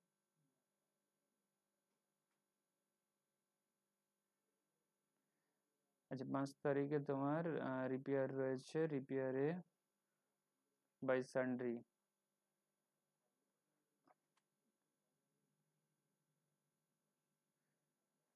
আচ্ছা এখানে সান্ড্রি লেখা হয়নি, এখানে লেখা হয়েছে, যেটা লেখা রয়েছে সেটাই লেখা রয়েছে।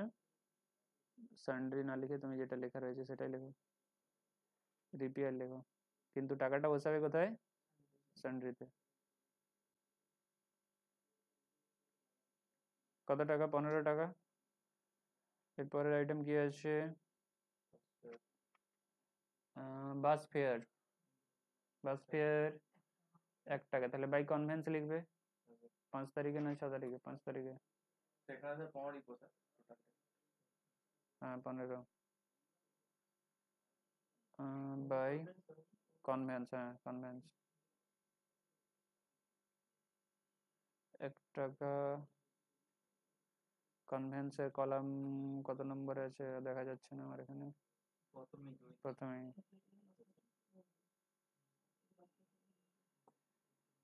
এরপরে কাটেজ আছে, কাটেজের তো সেপারেট কলাম রয়েছে, বাই কাটেজ। কাটেজ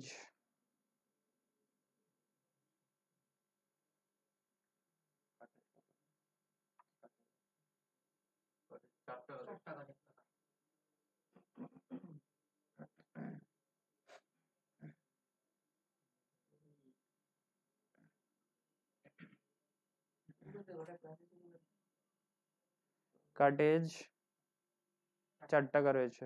4, কোন কলামটা বলো তো? Second column কাটেজ। 5 তারিখের পরে 6 তারিখ, 6 তারিখ বাই পোস্টেজ অ্যান্ড টেলিগ্রাম 7 টাকা। কোন কলাম আছে? Last second third column, sorry second, second নেই, থার্ড কলাম লাস্ট থেকে, last third, last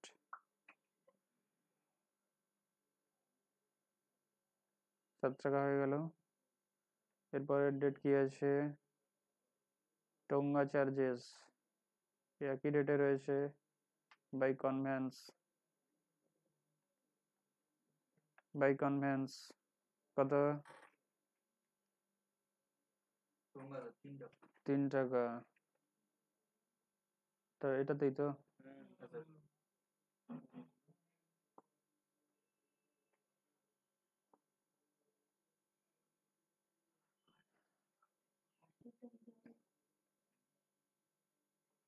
replacement to customer ওটা সান্ড্রিতে হয়ে যাবে, রিফ্রেশমেন্টের তো আলাদা কোনো নেই। আচ্ছা, রিপ্লেসমেন্টে সেপারেটলি, হ্যাঁ এটাই হবে, এখানে এটা করা আছে। জেনারেল এক্সপেন্স লেখা রয়েছে, জেনারেল এক্সপেন্স বা রিপ্লেসমেন্ট টু কাস্টমার ওটাও লিখতে পারো, কোনো অসুবিধা নেই, জেনারেল এক্সপেন্সও করতে পারো। আচ্ছা, তারপরে 6 এর পরে কনভেন্সে আবার একটা 6 রয়েছে, কাটেজ 6 এতে 3টা বার রয়েছে।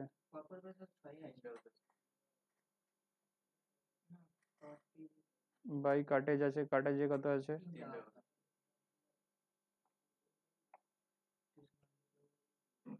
কাটেজ 3 টাকা।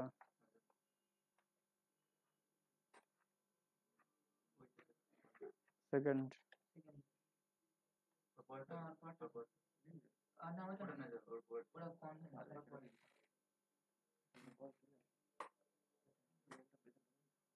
কাটেজের পরে স্টেশনারি 2 টাকা। স্টেশনারি কাটেজের পরে 2 টাকা। ওইটা বলবি তো, ওইটা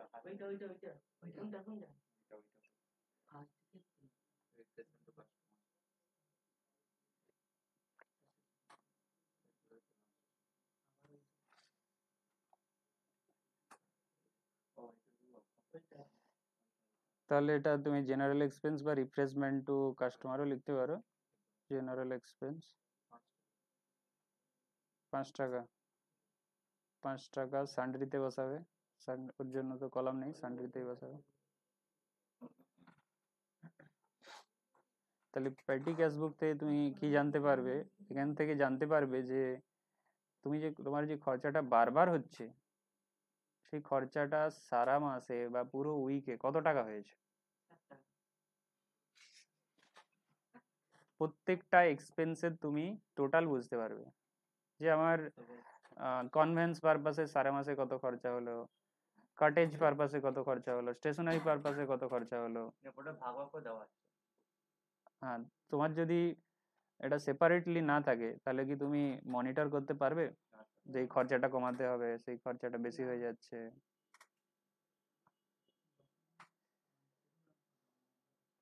তাহলে ব্যালেন্স কিভাবে বের করবে? এখানে তাহলে টোটাল করে বসাতে হবে।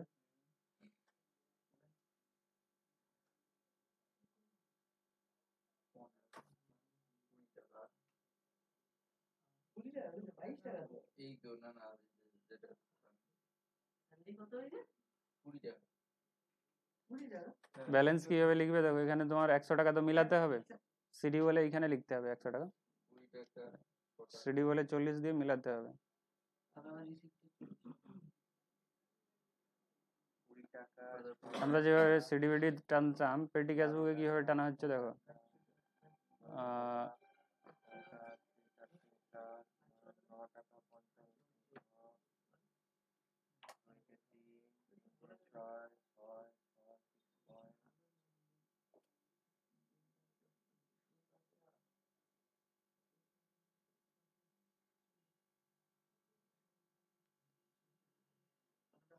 তাহলে 100 টাকা, আর এদিকে কত হতে হবে?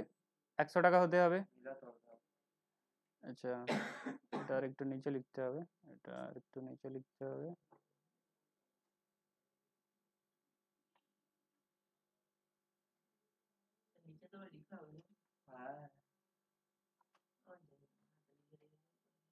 কত হচ্ছে টোটালটা বলো তো? পুরো টাকা তো খরচা হয়নি, এখানে 100 টাকা আর এখানে পুরো টোটালটা 60 টাকা। তাহলে তাহলে কত টাকা balance CD? Balance CD by balance by balance CD কত 40 টাকা। তো 100 টাকা তোমার টোটাল দাঁড়াবে। তো এদিকেও 100 টাকা রিসিপ্টের সাইডে, তাহলে ডেটে হয়ে গেছে ডেটে। বাচ্চার মতন দেখে বলেছি। একটা বুঝাই না বুঝাইটা তুই যদি না সেটা তুই বুঝে নিতে পারছিস। পাতলা মাছটা হ্যাঁ ঠিক আছে।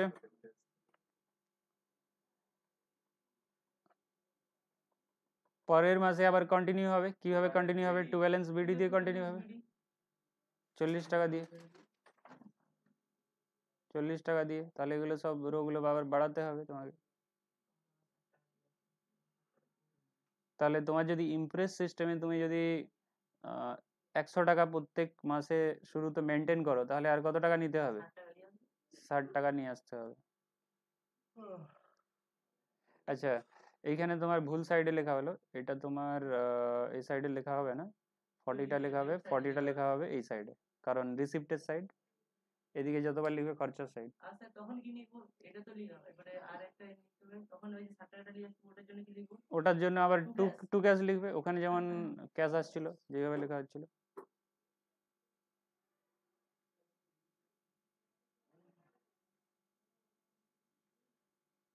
তাহলে আবার যদি ক্যাশ তোমাকে নিতে হয়, 100 টাকা মিলাতে হয় ইমপ্রেস সিস্টেমে, তুমি যদি 100 টাকা সবসময় রাখো মাসের শুরুতে, টু ক্যাশ করতে হবে। এটা তাহলে তারিখ দিয়ে দিই, মাসের শুরু হচ্ছে ফেব্রুয়ারি মাস। এক সপ্তাহ করে এক সপ্তাহের আছে।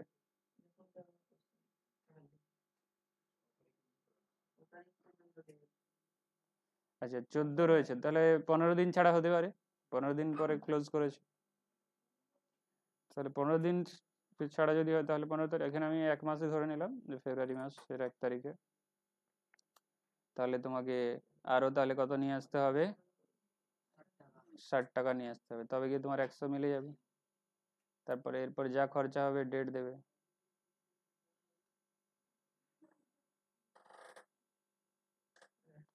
তাহলে এইভাবে কন্টিনিউ হতে থাকবে, বুঝতে পারলে?